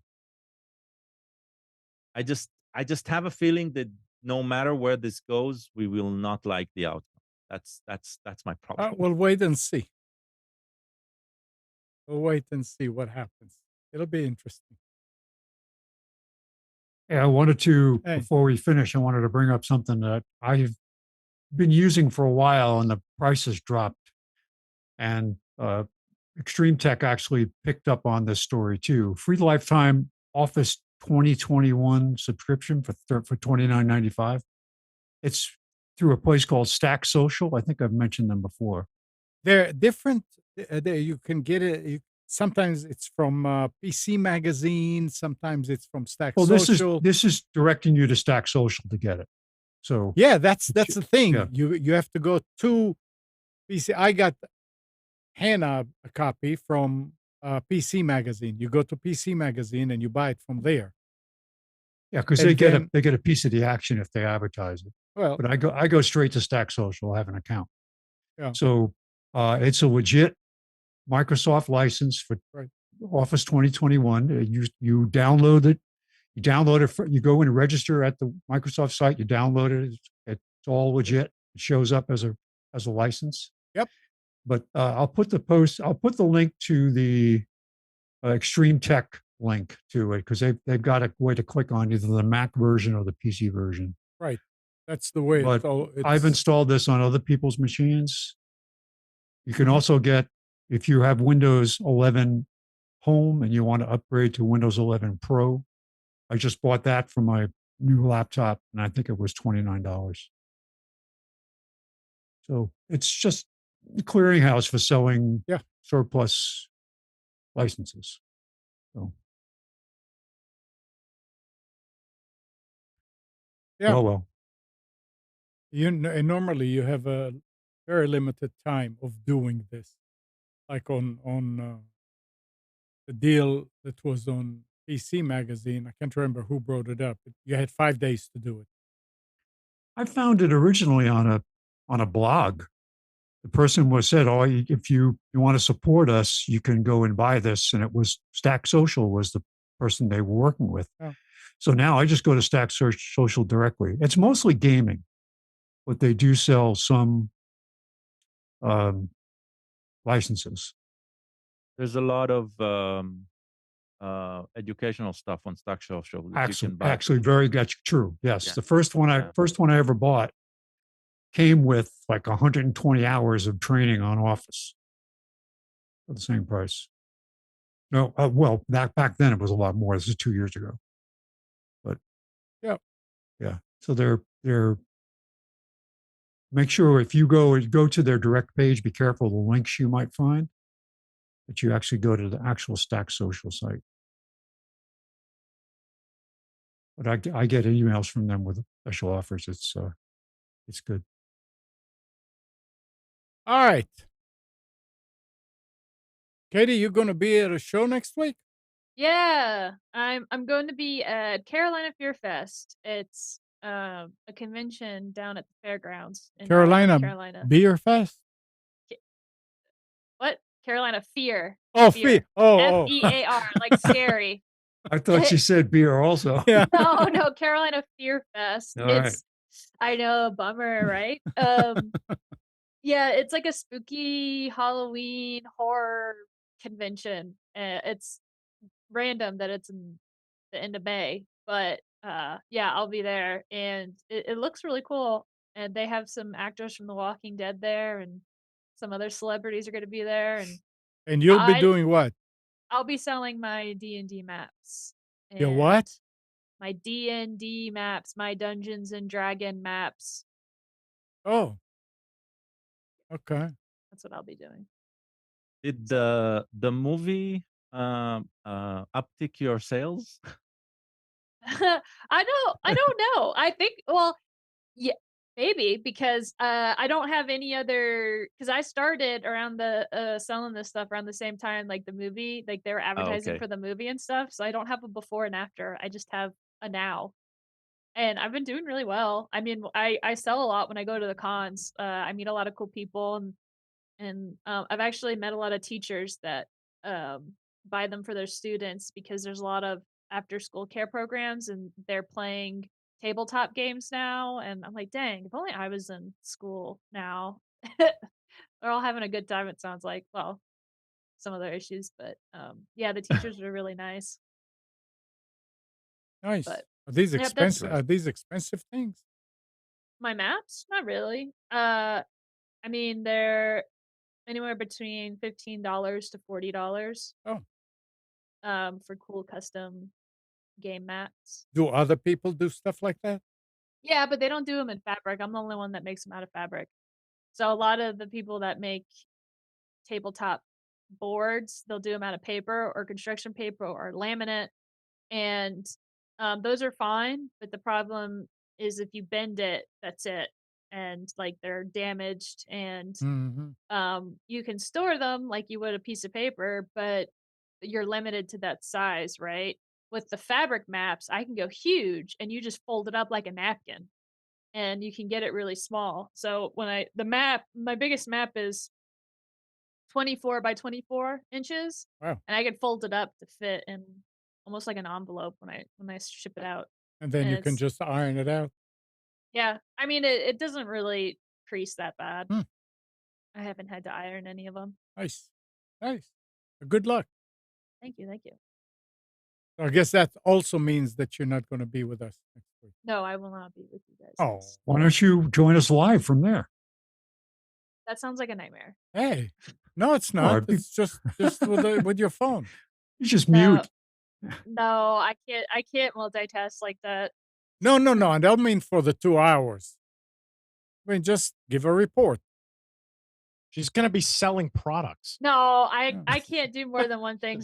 I can't even I can't even talk and look Google stuff at the same time. Like there's no way. I've become a freaking expert at that.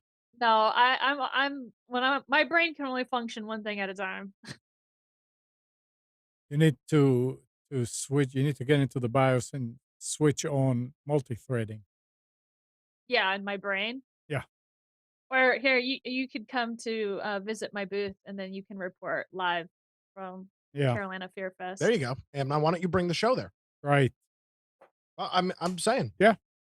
Sure. I'm a little apprehensive because I don't like horror because I get scared very easily. And like I've been through one haunted house and it was when I was in high school and it was done by these other high schoolers. So it wasn't really that scary on a scale of like 1 to really spooky. And but still I was like, nope, that's it. I'm never doing this again. So we'll see how it goes. I'll be safe behind my booth. I'm gonna use that as a to keep the scary people away. The scary people. Yeah. All right. Any other announcements from anybody? No. Okay. We're good. Well, thanks, Katie. No problem. Thank you. Gal, Nick, Spence, and good morning, Kathy, Hannah, Nabil, Mac, Norm, Donna, Dina, Mati, Eleanor, Sarid, Yaakov, and Yael. Thanks, everybody, for tuning to Computers 2K Now. We hope you enjoyed and maybe learned something from our time together. Remember to practice safe computing. Back up your hard drive and update your virus scanner. And change your passwords. Don't use the same password in 2 different places. We'll be back here next Sunday at 9, but you can always reach us at computers2know.com. Monday through Friday, 6 to 9 a.m. Nick is on Wilmington's 980 The Wave and 107.9 FM with his daily news and commentary show. You can tell your Echo device to play 980 The Wave, or you can go later on to nickcraig.com and listen to the recordings.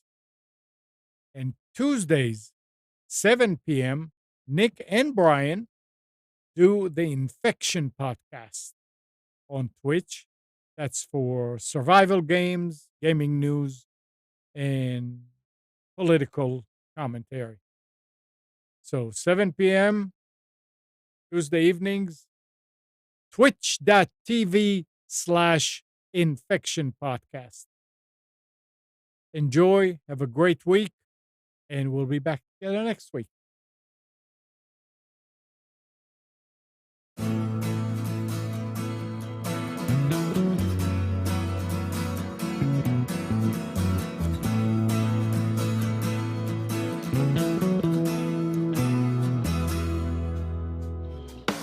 You are tuned to the Nissan Communications Network.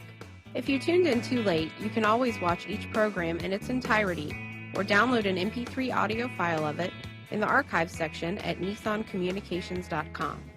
Don't forget to subscribe to our YouTube channel, follow us on Twitter, and like us on Facebook. Sponsored by StreamingGear.com, Carolina Apparel, and DeltaForce.net.